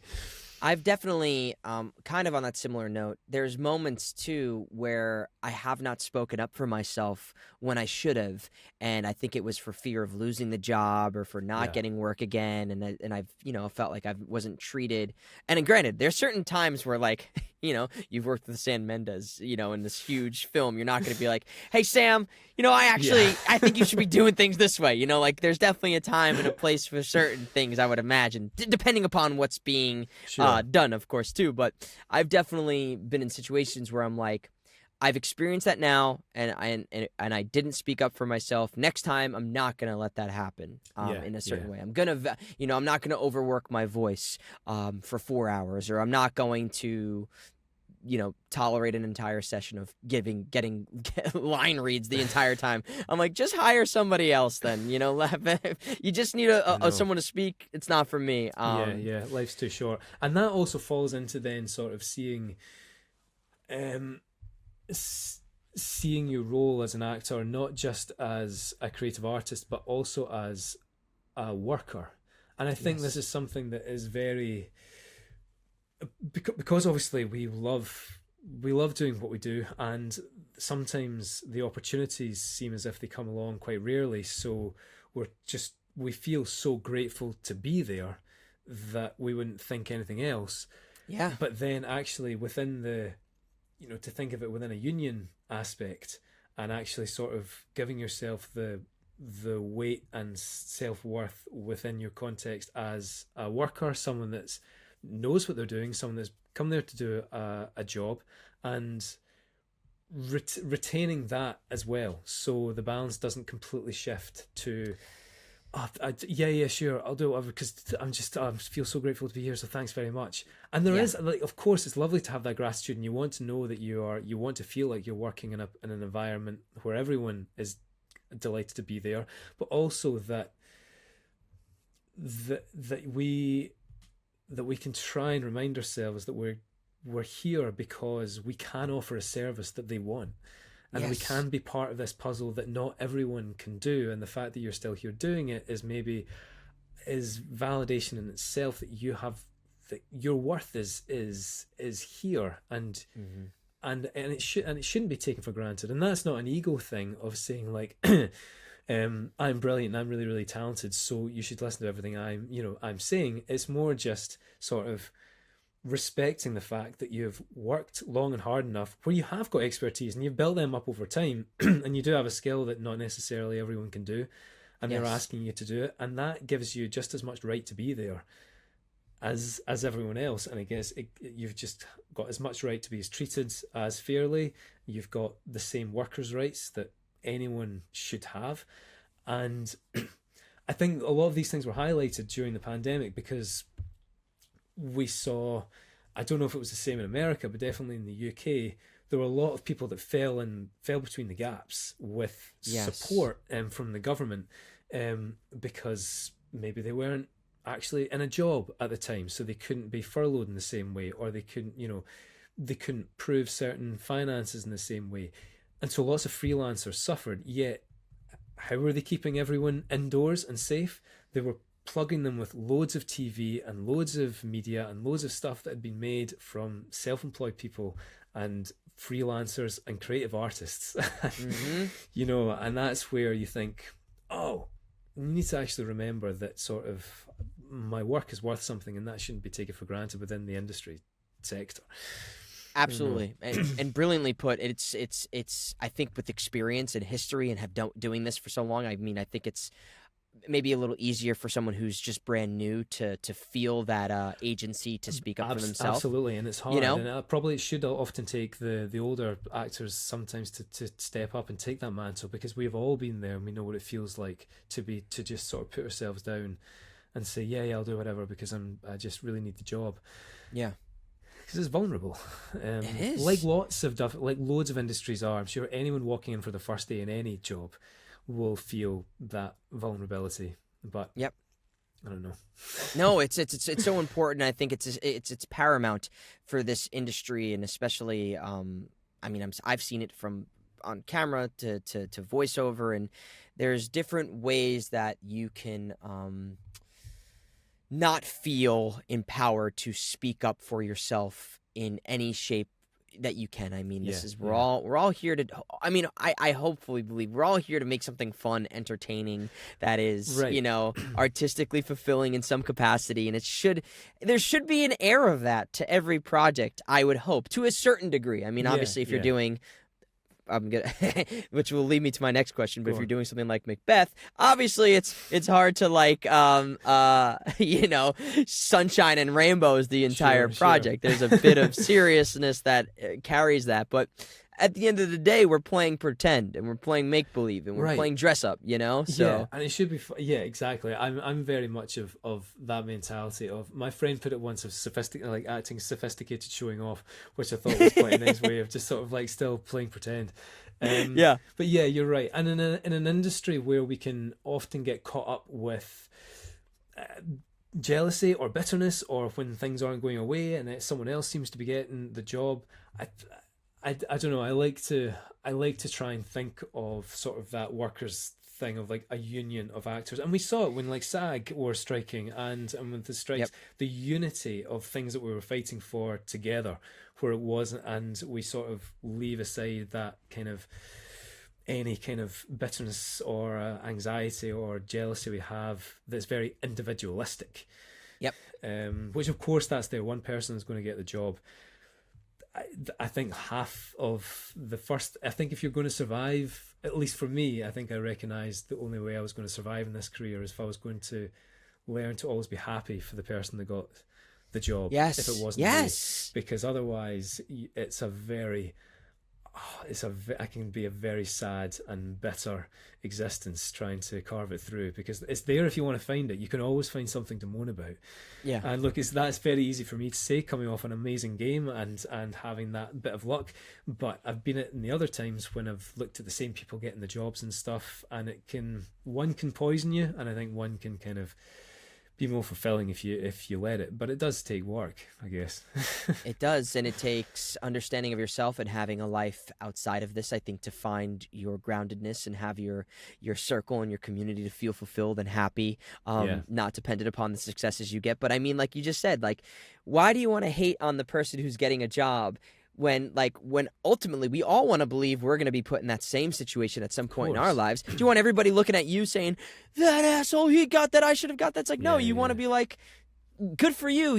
I can't wait to see what you do with this. The same way I would hope people to be like, I'm excited to see what you do with this. No one wants to feel like when they're doing a job, like I shouldn't be here. It was a mistake. I know that you cast the wrong person. You'll be like, no, I just got my opportunity to be on stage and present myself and express myself the way I hope everybody else who's an artist gets to at some point in their life. I wanted to ask before I forget too, because I know you've done Macbeth too, and again, I'll wrap this up soon. I know I've exhausted too much of your time here. Not at all. But you've gotten to do Macbeth, and something that is the Scottish play. Is that something for you that was kind of a dream that you? I always feel like as a New York actor, for me, it was kind of like being on Law and Order SVU. Like if you're a New Yorker, it's like you want to like get that check mark off of your thing, or it's kind of similar. I think maybe more for Americans, maybe it's more Hamlet, because it's, I don't know, maybe it's been more displayed in media to a certain degree that way. But as the Scottish play, did you feel kind of like, this is something I'm pining for, or I hope I get to do at some point in my life? It's so interesting you made that.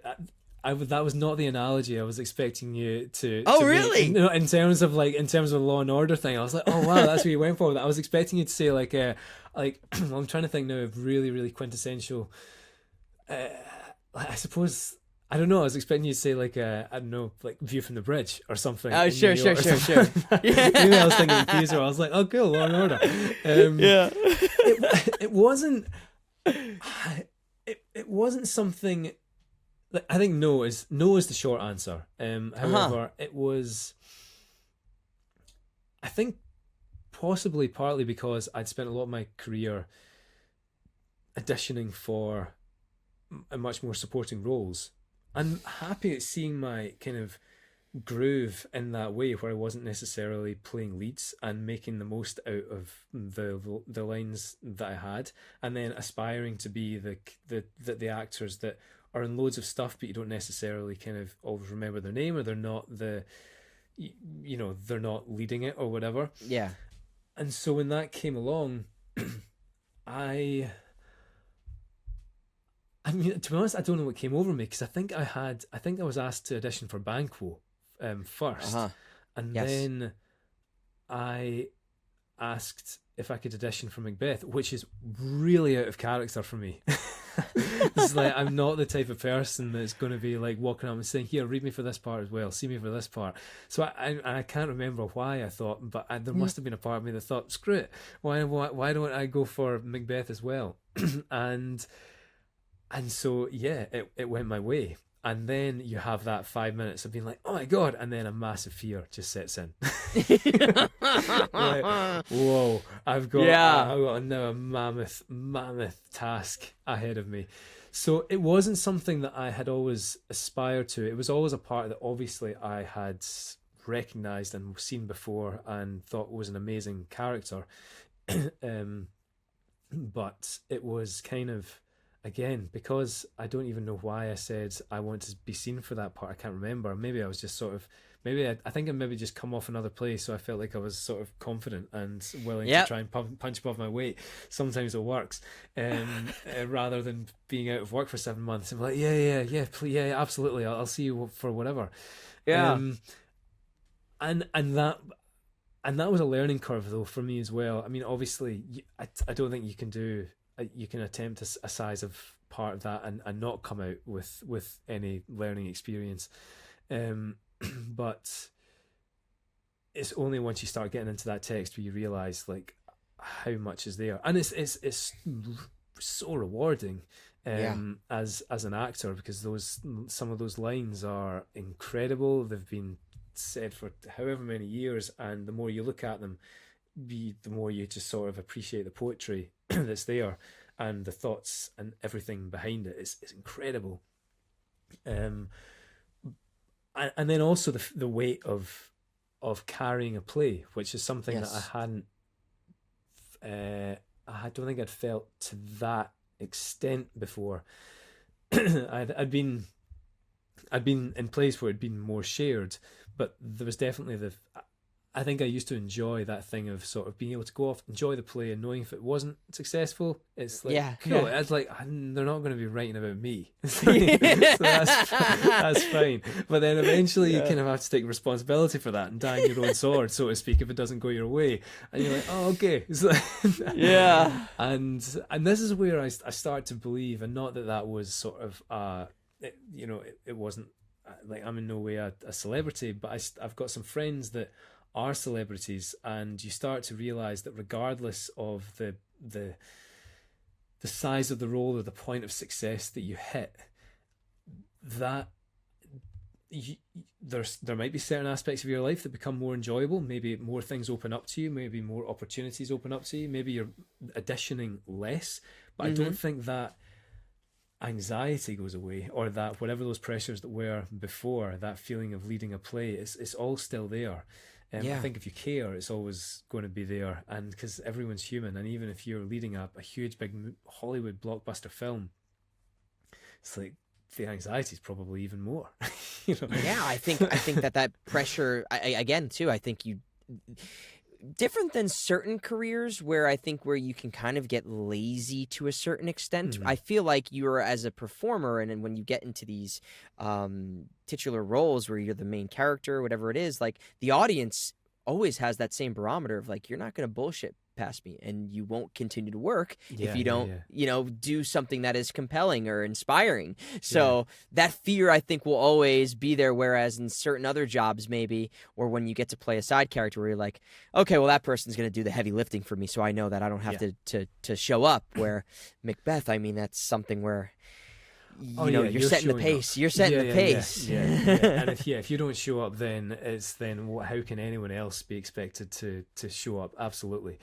And it was an incredible role. It got cut it got cancelled sort of 3/4 of the way through the run because this little thing called COVID happened. And, Yeah, I remember that. And the world stopped. And yeah, from being someone sort of doing Macbeth, this play that's sort of like played with unluck, you're like, wow, wow,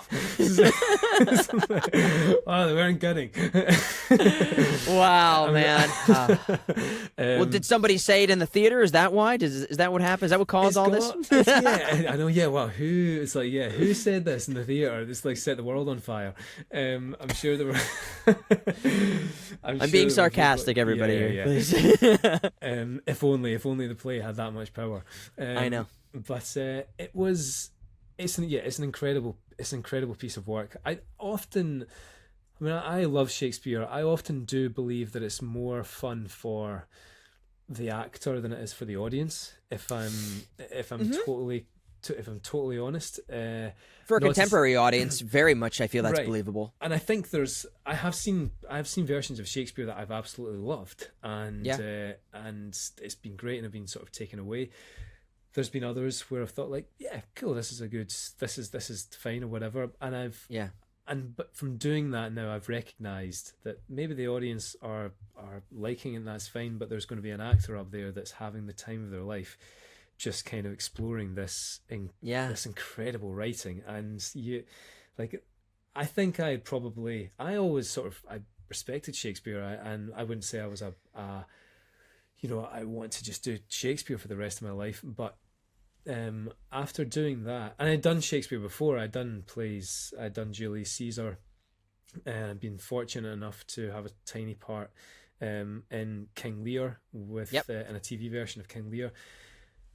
But then seeing those, it sounds like a bit of a cliche to say it now, but when you're saying some of those speeches night after night, you're like, oh wow, I understand now when people say this is a privilege, because the writing, you're not always doing work where you're gifted with such amazing writing, and that's incredible. And it's the same, like even with Final Fantasy, it's a very, very different thing, but I can remember I can remember sometimes when I was looking at a line and thinking, that's a really cool line. Yes. It's a really, really cool line in a completely different context and a completely different thing. It's not, it's definitely not Shakespeare, but within its own context, you have the joy to sort of say something that's like, I was like, oh wow, that's a really, really fun scene to play, or that was a really, really cool thing to do, which is kind of what it comes down to. I've always got respect for a writer, that's for sure. Yes, I mean, and especially in Final Fantasy, it is top shelf. The writing that obviously comes from the origination for the Japanese, where the writing started, and then to be compounded with phenomenal localizers, working with people like Ryan and Ben and Matt, and to see them retain the integrity of what is being conveyed in the Japanese, and then also fitting it within the frames that it has to be said for an English-speaking audience, because people just think like, oh, a line is said in Japanese, like the quick brown fox jumped over the lazy dog. That's the line. And then you're just going to say that in English and in Japanese. You say it the same way. It's like, no, sometimes those are twice the length in the duration, and you don't have that liberty, which is actually one of the interesting things about the industry that I think might change with technology. But as of now, and with the recording of things, like we are given kind of these bumpers where you can say it. We need it within like this type of speed. So as a writer, you're challenged to retain that meaning and sentiment of that line, but also be confined to a duration, which is very hard and requires someone who is very skilled to do that. And we've been privileged. I mean, and I imagine if you have that same experience with a character who is very poetic and speaks kind of in riddles and tells fortunes, to have good writing is a challenge and also a gift and a privilege. So we're very lucky. Absolutely. And you're right in that thing of sort of having to sometimes the Japanese can be twice the length or half the length, and you've got to try and you've got to either try and pad it out, or you've got to try and completely cram it in, and in some ways I enjoyed that aspect of it, because it gives you these kind of boundaries to work within, especially when sometimes you don't even have the animation to watch, but you've kind of got to fit it into this frame rate, and again, it was really new to me, and I remember my first day in. I hadn't the only. I can't remember who was on my callback session. I think Ryan might have been there, or maybe someone else. I can't remember. Kirk wasn't there though. So the first time I met any of them was just sort of standing in front of the mic, and he was like, "Okay, so have you done this before?" I'm like, "Nope." Oh no! He's like, "Okay, so this is what we're going to do," and he's like, "We'll listen to the Japanese a couple of times, then you'll say it 3 times round. We're trying to sort of fit it into the same thing." And I'm just there looking at this script of random lines, which I mean, sometimes they would send me it the night before, which is lovely. However, I mean, I may as well have just been looking at it blind, because you don't know the context of any of the lines. Yes. you don't know what you're It's just an Excel spreadsheet of individual lines. Right, yeah, exactly. Or individual sounds, as lots of the days were. Trying to find 150 different ways to have, to feel the impact of a punch. Yes! I was going to ask you, how was that experience for you, having that been a brand new thing? Because I always fantasized, because I grew up playing video games and stuff, I always fantasized about doing that library of fighting and different sounds and different things. Was that a fun experience for you within the game to record all that? It was a fun experience, but I mean, they can be some of the most exhausting sessions, because you're doing it for 2, or maybe you're doing that for the best part of 4 hours, and you've got 5 different punch impacts you've got to have or something, and then you've got to make sure all of those are varied. And sometimes you'll do 3 takes of each, 3 takes of each, 3 takes of each, and you'll keep collecting them, and then you'll go back, we'll finish a section, you go back and listen to them, and you realise that 5 of them sound pretty much the same. You're like, oh man. I know. So then you're going back and just trying to figure out different ways. Sometimes, again, not falling into the trap of what the Japanese are doing, because it just doesn't sound right. So they're fun, and there would be some days that I'd really enjoy doing them. But then after 2 hours of doing it, and then you see a line of dialogue, I'm like, oh, thank God for that. Yes. It's yes, something to say, something to get my teeth into, rather than just I know. It's its own learning curve doing that, and I think that, it's you can do a whole masterclass on just fighting efforts for video games. Yeah. And it was a completely new, I mean, all of it was a completely new area to me that I learned as I went along. I mean, to be honest, I thought, again, because I didn't I didn't want to read too much about the character. Once I'd seen the edition and I'd gotten the part, they told me I was going to be recording for various days throughout January. I thought the thing was just going to be a 6-week gig. And so they were more sessions in February, and then more sessions in March. And I'm saying to my agents, I mean, this is great, but do I know how long this is going to go on for? And they're no, they're just they write the scripts, and then they sort of call you back, and then a year and a half later, I'm still recording this thing. And I got in the sense of I feel like I'm following through gameplay here, and it wouldn't be obviously the entire year. There'd be chunks of time when wouldn't have anything from say March through to June, and then they would call me back and they had a new bit set up, and then there was times when work would clash, and we had to kind of really try and reschedule things, or I'd be out in LA, and I thought that was going to be great, because I was like, no one has to wake up at 6 a.m. here for me, or Ryan doesn't need to be awake at 11 p.m. in Tokyo. But because my contract was a UK contract, I couldn't record stateside. What? It was so I would be out there for a month, and I'd go and see Kirk and stuff, and there were times when they were when's Paul available? And I'm like, it's I'm here, I'm in LA, and they were we can't, just because of the way the contract, and I didn't have an American working visa. They were that's way too much red tape, and so if he could just get back to Glasgow, go home, that'd be great. So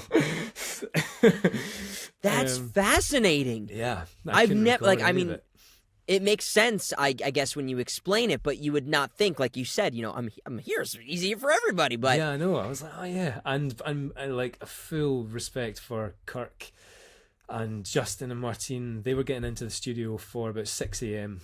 I know. And then Ryan or Ben. Ryan had a lot of the old shit because Ben eventually got back to the States for a while, so he was with them. But when I was Ryan, all of his stuff, it was like 11 p.m. to about 3 a.m., 4 a.m. And there was one time, so for me it's like 2 p.m. It's like, it's gold. I'm doing like 2 p.m. to 6 p.m. That's when the studio is open, so great. And there was one time it was like 1 p.m. my time, and I get a message from Kirk saying like, hey, are we on today? And I panic because I'm like, who wants to be late for their session, especially when someone, I was like, no, it's always 2 till 6, it's always 2 till 6. I'm checking the emails again. I was like, I've got it down as 2 till 6. It turns out Kirk had just gotten confused and had gotten... They were going to say like daylight savings or something. Like, yeah, no, I think he'd gotten confused, and so, or whatever, and so he got into the studio an hour early. He got in for like 5 a.m. No! Oh my gosh! Oh man! Bless their hearts, man. No, he was like, our bad. It turned out there was a problem. There was a problem with technology at that time anyway, so they ended up using some of the time. But like he was in, and I mean, he must have been exhausted. He was like, I couldn't believe it. It is for them, honestly. Bless their hearts, everybody. The entire team at Skylark who works on these games. It is. The amount of dialogue that needs to be recorded. You think about just your character and the amount of time you put in there, your individual stuff. It's like they've got every little voice that pops up in these towns and these villages, the other main cast. It is monumental how much is involved in this process. And, these people are there from oftentimes beginning to end, chipping away at this beast. I know for so long.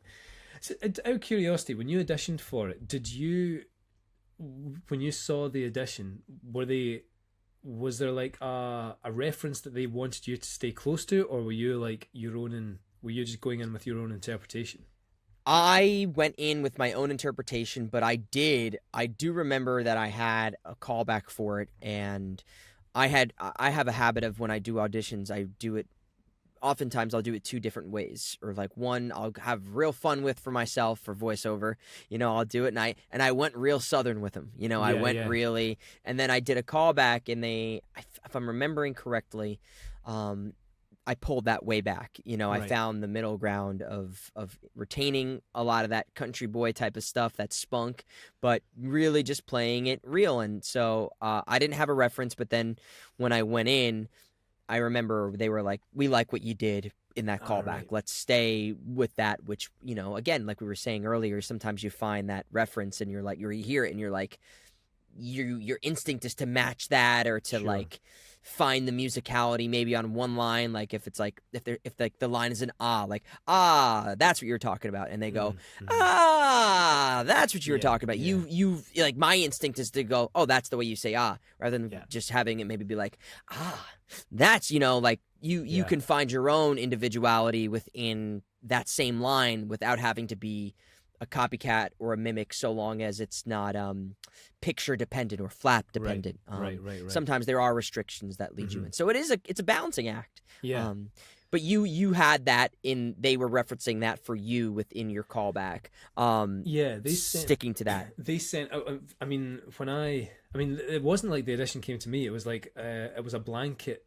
It was like a blanket edition for like my agency. My agent just sent one to like, hey, this is one for the guys. But we're on blah blah blah. See below if you're interested, and it was up to you if you wanted to audition for it or not.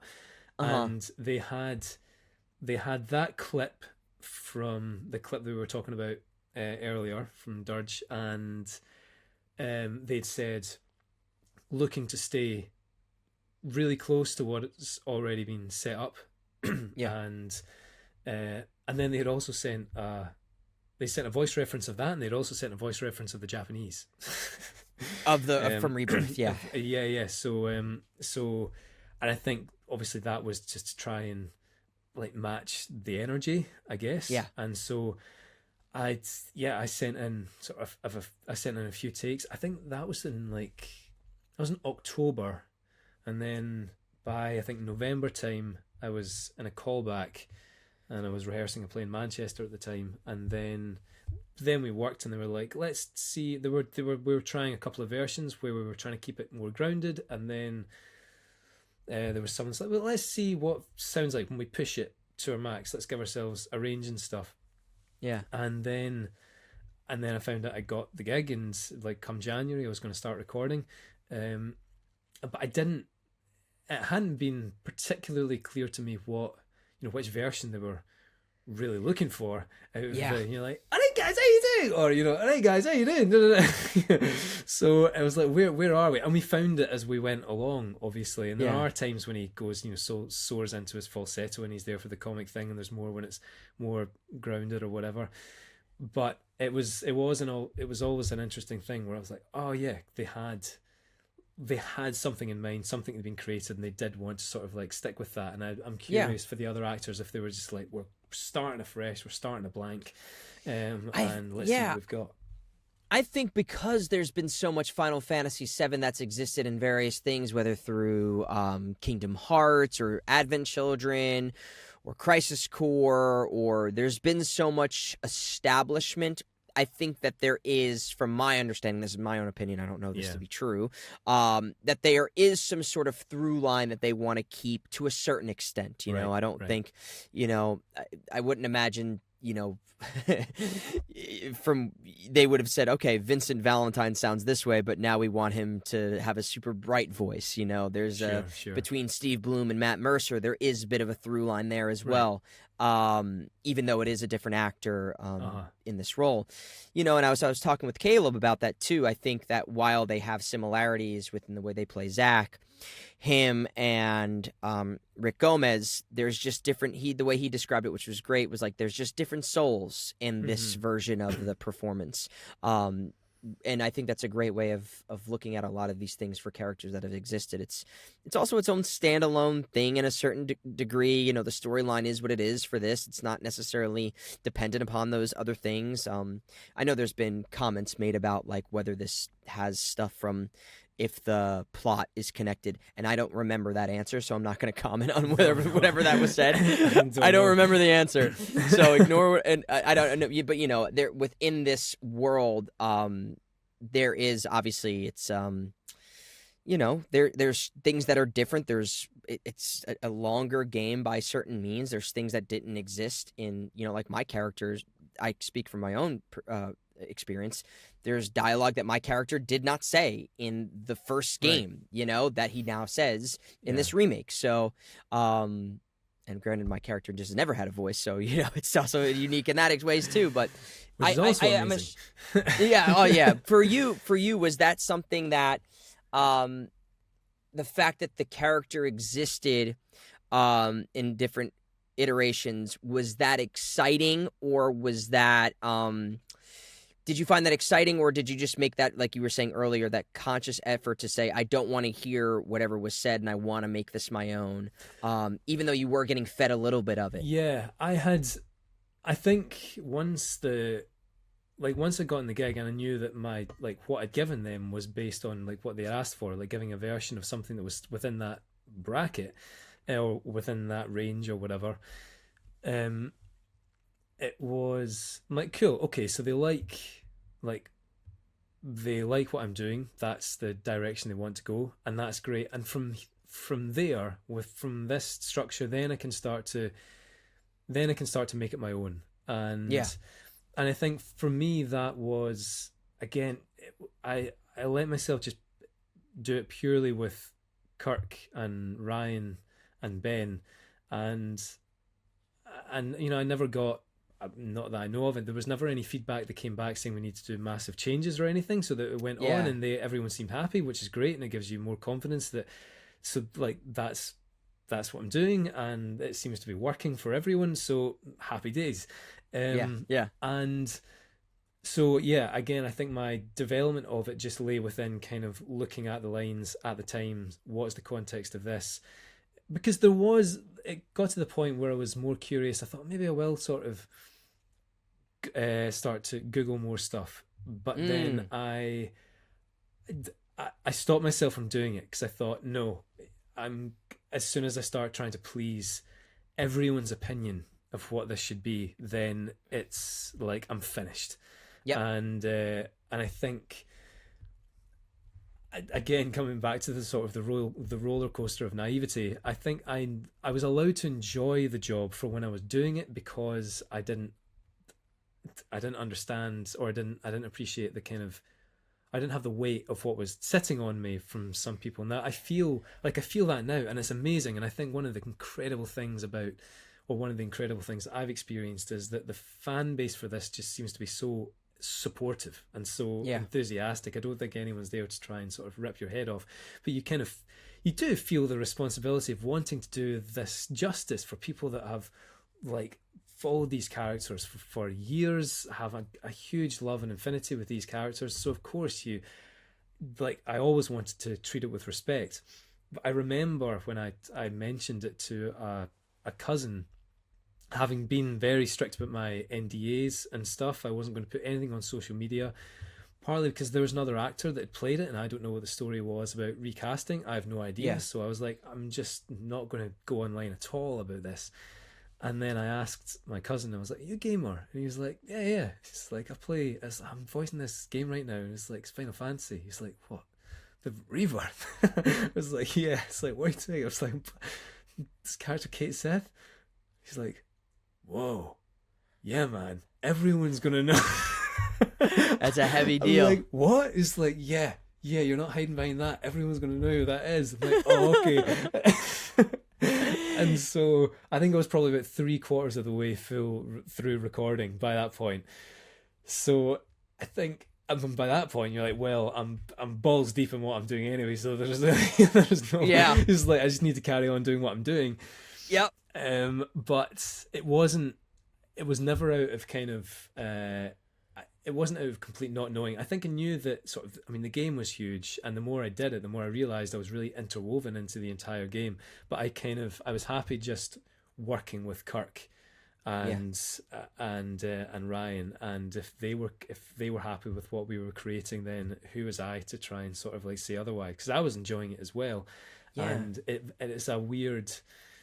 Since then, people have sent me things on Reddit, and you can realize like some of the conversations go like wild in terms of people's interpretations or their sort of their criticisms or their love or whatever. There's just such a vast like pool of stuff you can draw on or be affected by. It works both ways. Well, I'm glad that you, for that reason, didn't allow that to influence you in any way, shape, or form, because I think everyone who comes in, I think probably every cast member who came in, because I think every single person is another version of this voice. There's not a character that has existed, I don't think, I could be wrong, at least in the main cast, that was the original voice of these characters. So as much as I believe, as an actor myself, that you cannot allow that weight to affect you of how influential this is as a property on society and the world, it is probably for the better in terms of results, of the performances. And if you're having a good time, I think us as the audience will have a good time in comparison as well. Yeah, I think that's kind of I think you always have to trust that. And if, and you come out trying to do an honest job and knowing that you do the work and you turn up, and again, sort of, it was a joy to be able to sort of like know and trust Kirk and Ryan and Ben. Like you felt in very safe hands that they knew what they were doing, which for an actor is a relief. You think, oh great, we can collaborate here, and I feel like we're all working towards the same goal. Essentially. Yeah, it's a gift. They are very good at what they do. Phenomenal people. I felt the same exact way. I showed up recording every time excited, which isn't always the case. Like I always felt that sense of like, I'm gonna play today. I'm gonna have fun. I'm gonna collaborate, and it's so crazy to think that you would imagine every job is like that, and it's not sometimes the case, And no. It's especially in voiceover. In my experience, it's just that is why I believe the products they put out are as good as they are, because they hire people, they hire directors, crew, engineers, people that are supporting you the entire way. They're rooting for you. They're rooting for the project. They understand the collaboration, that no person in this room is better than anybody else. They're open to ideas. It's like it is. That's why anytime I get an audition that is, I know something that they're working on, I'm like, oh, I want to get that, because I want the experience, I want the working experience. I care less about the vanity. Sure. At this point, I've done, tons of voiceover characters at this point in time, and that's always fun when the characters are big and it's part of big properties, but I'm kind of searching for those moments artistically where I'm like, I need a little bit to take home with me. And I know for certain that you were in good hands, and that's like, it's the top shelf, man. You got a top shelf experience. I would love to know for you, in this whole game experience, and we'll wrap this up here, I appreciate you hanging out so long with me and getting to, I think this is your first time talking about Cait Sith like in a public forum, am I correct? Yes, this is. Yeah. Okay, so I think people are going to be very excited. I know we have tons of Final Fantasy fans, so this is kind of an exclusive here. What are you most excited for people to experience about this game or take away with? I mean, you could speak from your perspective as the human being who was a part of it, or just from like, understanding that this is part of a legacy video game. What are you hoping people walk away with after having played this game? I mean, of course, I hope it kind of, Remake did such an amazing job of kind of meeting the expectations of the fans before, and of course, I hope that sort of Rebirth continues to do that. And I guess like for those that have had experience with the games before, I really hope that Rebirth can be a game where that what's the word? The feeling of it is just deepened and is made is enriched. Everyone's experience of this game and this world and this particular story is just completely enriched. And for those that are playing it for the first time, I'm sure for everyone that's keen to play that hasn't had an experience of Final Fantasy or didn't necessarily play this first game, and I can only imagine. I mean, I would love to be a fly in the wall for some people where this is their sort of like first introduction into Final Fantasy, because I think it would be absolutely incredible. But I think for everyone that's a lover of the game, I just really hope that kind of the questions get deeper, the stories get deeper, and that everyone's kind of fascination and love and imagination for the game just gets more and more rich from this game. I think that's what I would sort of love to see, like for the world just to become even more interesting for everyone that's there. Because undoubtedly, I'm sure there are going to be questions that maybe started at the first time they played it and have maybe been progressed, or we start to look at other people's characters in a way that maybe we hadn't considered before. And from there, it just kind of opens up possibilities rather than closes them. So yes.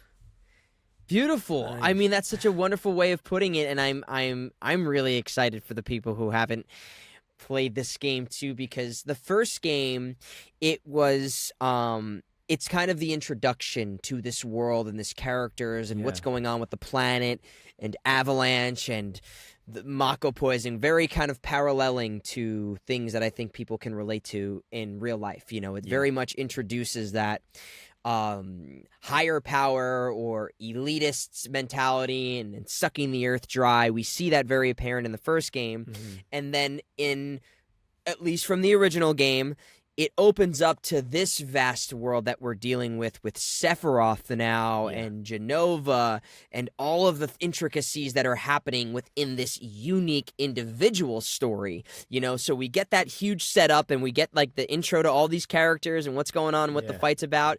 And then now kind of twists and turns are happening. Again, I speak from the original game. This is from the original game. I want to reiterate that. That's where in the original game, there are these things that are introduced in characters like Cait Sith and even Vincent and Sid. We start getting into backstory and like it's really fun. It's really exciting. I am so excited. I'm so hopeful to see and experience it for myself. And I'm just so happy for Likewise. you. Thank you. I'm Likewise, really, yeah. I'm so happy for people to hear your performance and get introduced if they haven't to Cait Sith. I remember just quickly too, the first time I played Final Fantasy, the original one. I remember because TVs were so small back in the day. Oh, yeah. You know, like 97 or whenever it Yeah. was that I was playing this game. Tiny little TV, and you're playing it, across the room, and it's like these very not high definition graphics. I remember the first time I saw Cait Sith because he was riding on this moogle. They had the little sprite boxes, and I'm like, I thought it was just the Mog. You know what I mean? I didn't even it took me a while to realize. I'm like, wait a second. That's not. I thought it was like a moving crown on the top of his head. You know what I mean? And I was like, how is this big moogle like doing all this stuff and whatever? And then I realized it was the cat, and I was like, oh my god, this is so brilliant. He is honestly such a fun character. I mean, he's like, it's weird as hell. Like, if you think of, if someone says to you, it's like, all right, okay, so you're going to be playing fortune telling. AI cat that carries around a big megaphone and rides a moogle. You're like, what? It's like, yeah, cool. Yeah, all right, no. Let's go for one. Yeah, I think I've got it. It's like, and not to sort of like talk about too much of what goes on maybe further down the story, but in thinking of the creation of this character, both within a story sense and from within like within a character sense and within the game developer sense, I would love to have been a fly in the wall to see what sort of trip someone was going on when they thought, I've got it.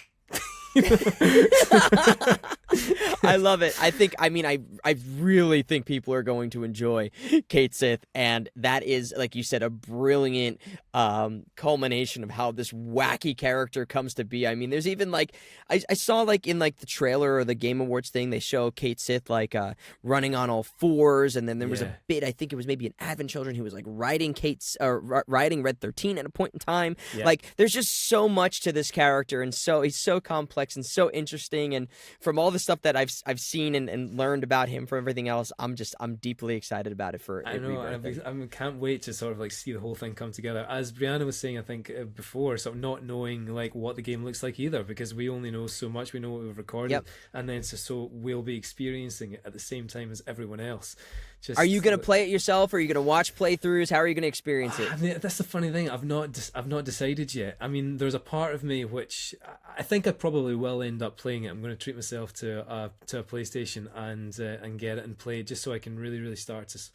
I mean, I did used to love playing the PlayStation. It's just Final Fantasy wasn't the game. Like I used to play Tekken and Medal of Honor were the two games that like good taste. I used to love playing for this period of time when I got obsessed with a PlayStation. So Tekken and Medal of Honor were the two for me. But yeah, I think I probably will. But I'm also massively curious to watch gameplay for people that are really good at the game, because I think to play it to the extent that it can be enjoyed at is going to sort of like take me a lot of hours to get up to that skill. But I would love to watch someone play it and experience the world in a way that I haven't been able to yet. I mean, I saw some of the animation when we were recording, and that was great. But obviously there's just so much depth when you put all of the moving parts together. Oh yeah. Gosh, you know what you should do? I'm joking, but you should go on to people's Twitch channels, and you should just like give people fortunes in there, like type in their channel, just like write them little like fortune telling things as they're playing, and then disappear. Like watch them drop a fortune in and just dip out to the next stream. People would die. I'm telling you, people would die. It'd be hysterical. I might do that. We'll work on that. I might call you back up and sort of we'll get some fortunes going and then drop them into Twitch. Dude, that would be hysterical. I'm there. I'm game. Dude, I would love to end this podcast with a question I try to ask as many guests as possible. It can be related to the industry. It can be related to Final Fantasy. It can be related to your own life.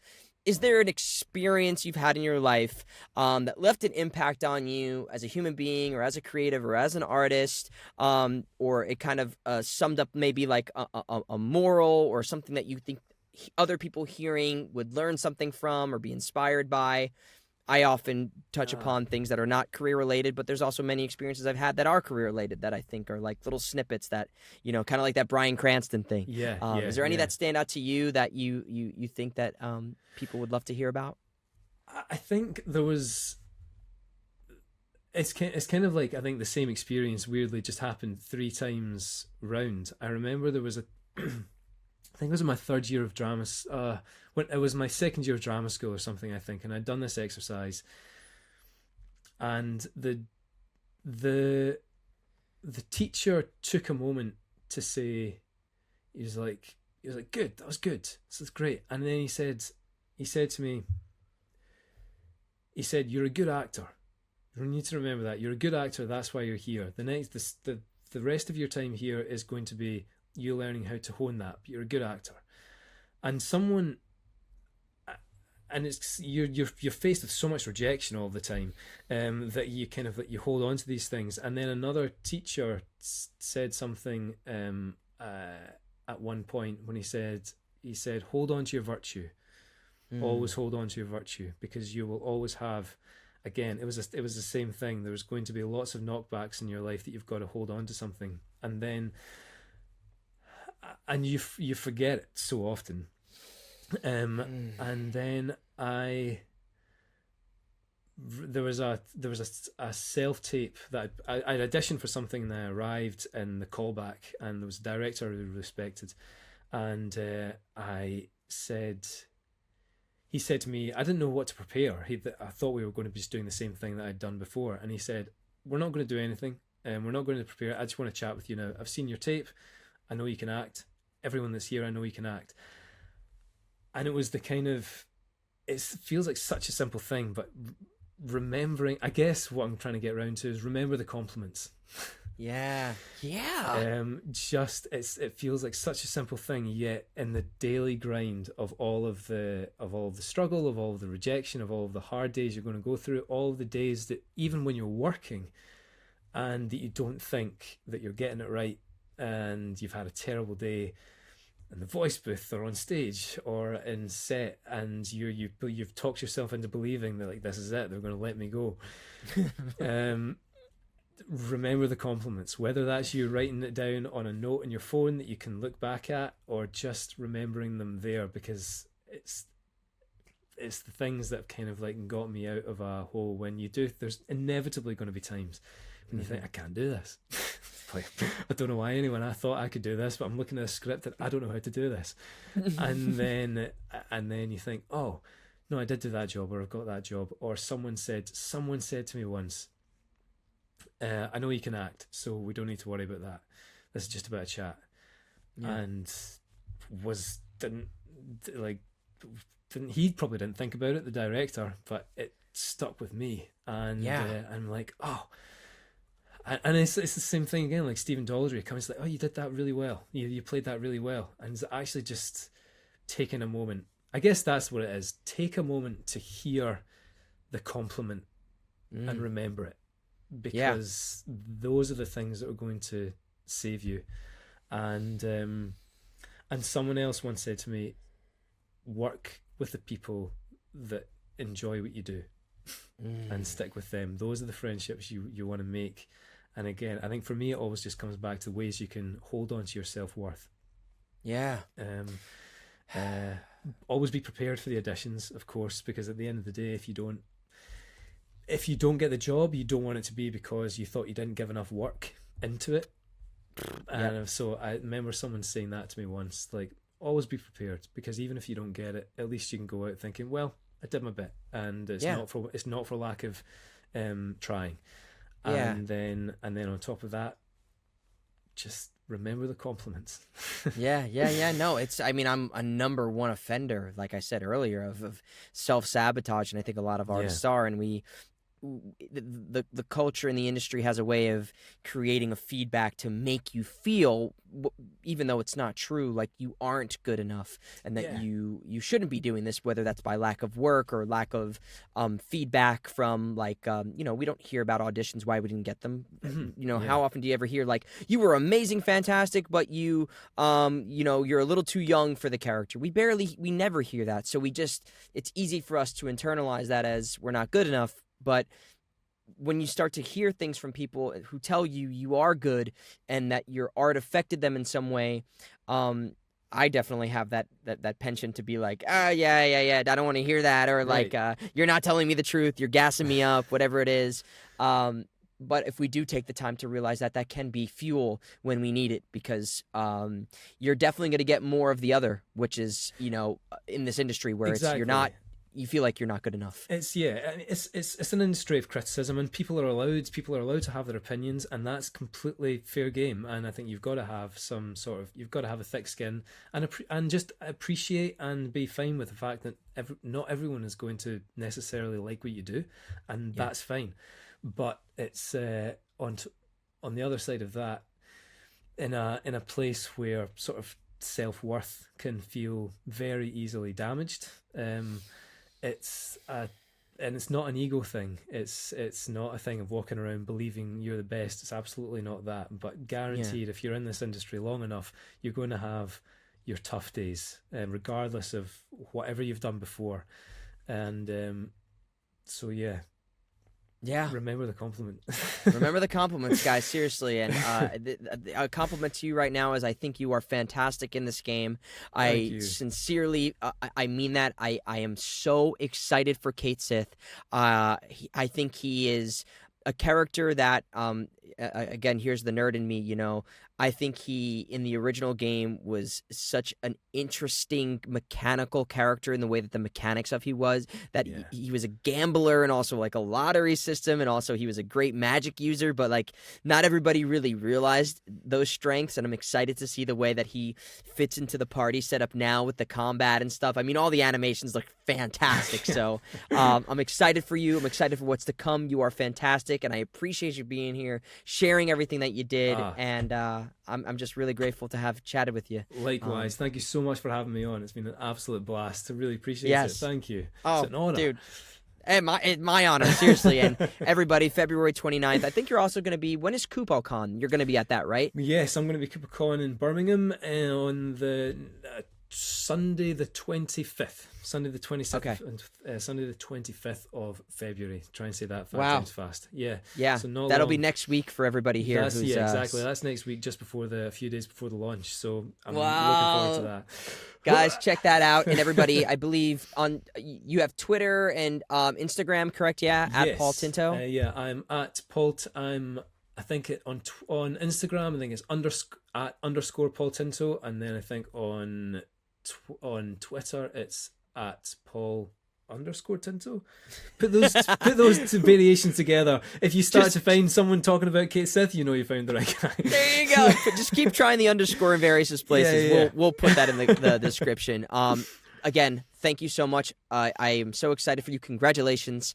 And I will be playing the game with a grin from ear to ear. So I'm excited. Thank you so much. Thank you, man. Thank you for coming on, Absolute Paul. Pleasure. Pleasure's mine.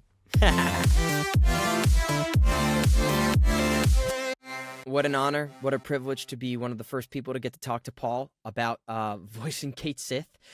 I sincerely mean it when I say he was one of my favorite characters, and to a certain degree, like, I don't think people understood how cool of a character he was in the original game. By certain metrics, he was actually the best character in the game. He had the capability to one-shot, I think, Ruby and Emerald weapon. I mean, that's nothing to sleep on. And in terms of his character in the story, it is fascinating. The history and the lore behind how he was created and everything, and I'm so curious to see how that all manifests here in Rebirth. So I hope you all enjoyed that conversation with Paul. What a great guy.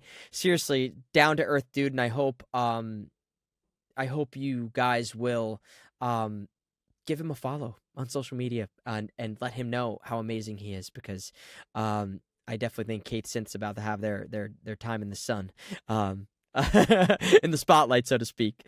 So thank you guys for watching once again. Please like and subscribe to the YouTube here, or if you're on Spotify, feel free to leave us a review, and check out the Patreon if you would like some access to exclusive episodes behind the scenes and the Discord. You can become a patron by going to patreon.com/POXpodcast and support us and help us make this the most high quality podcast that it can be. I'll see you guys soon. Thank you guys for hanging around, and take care. Bye.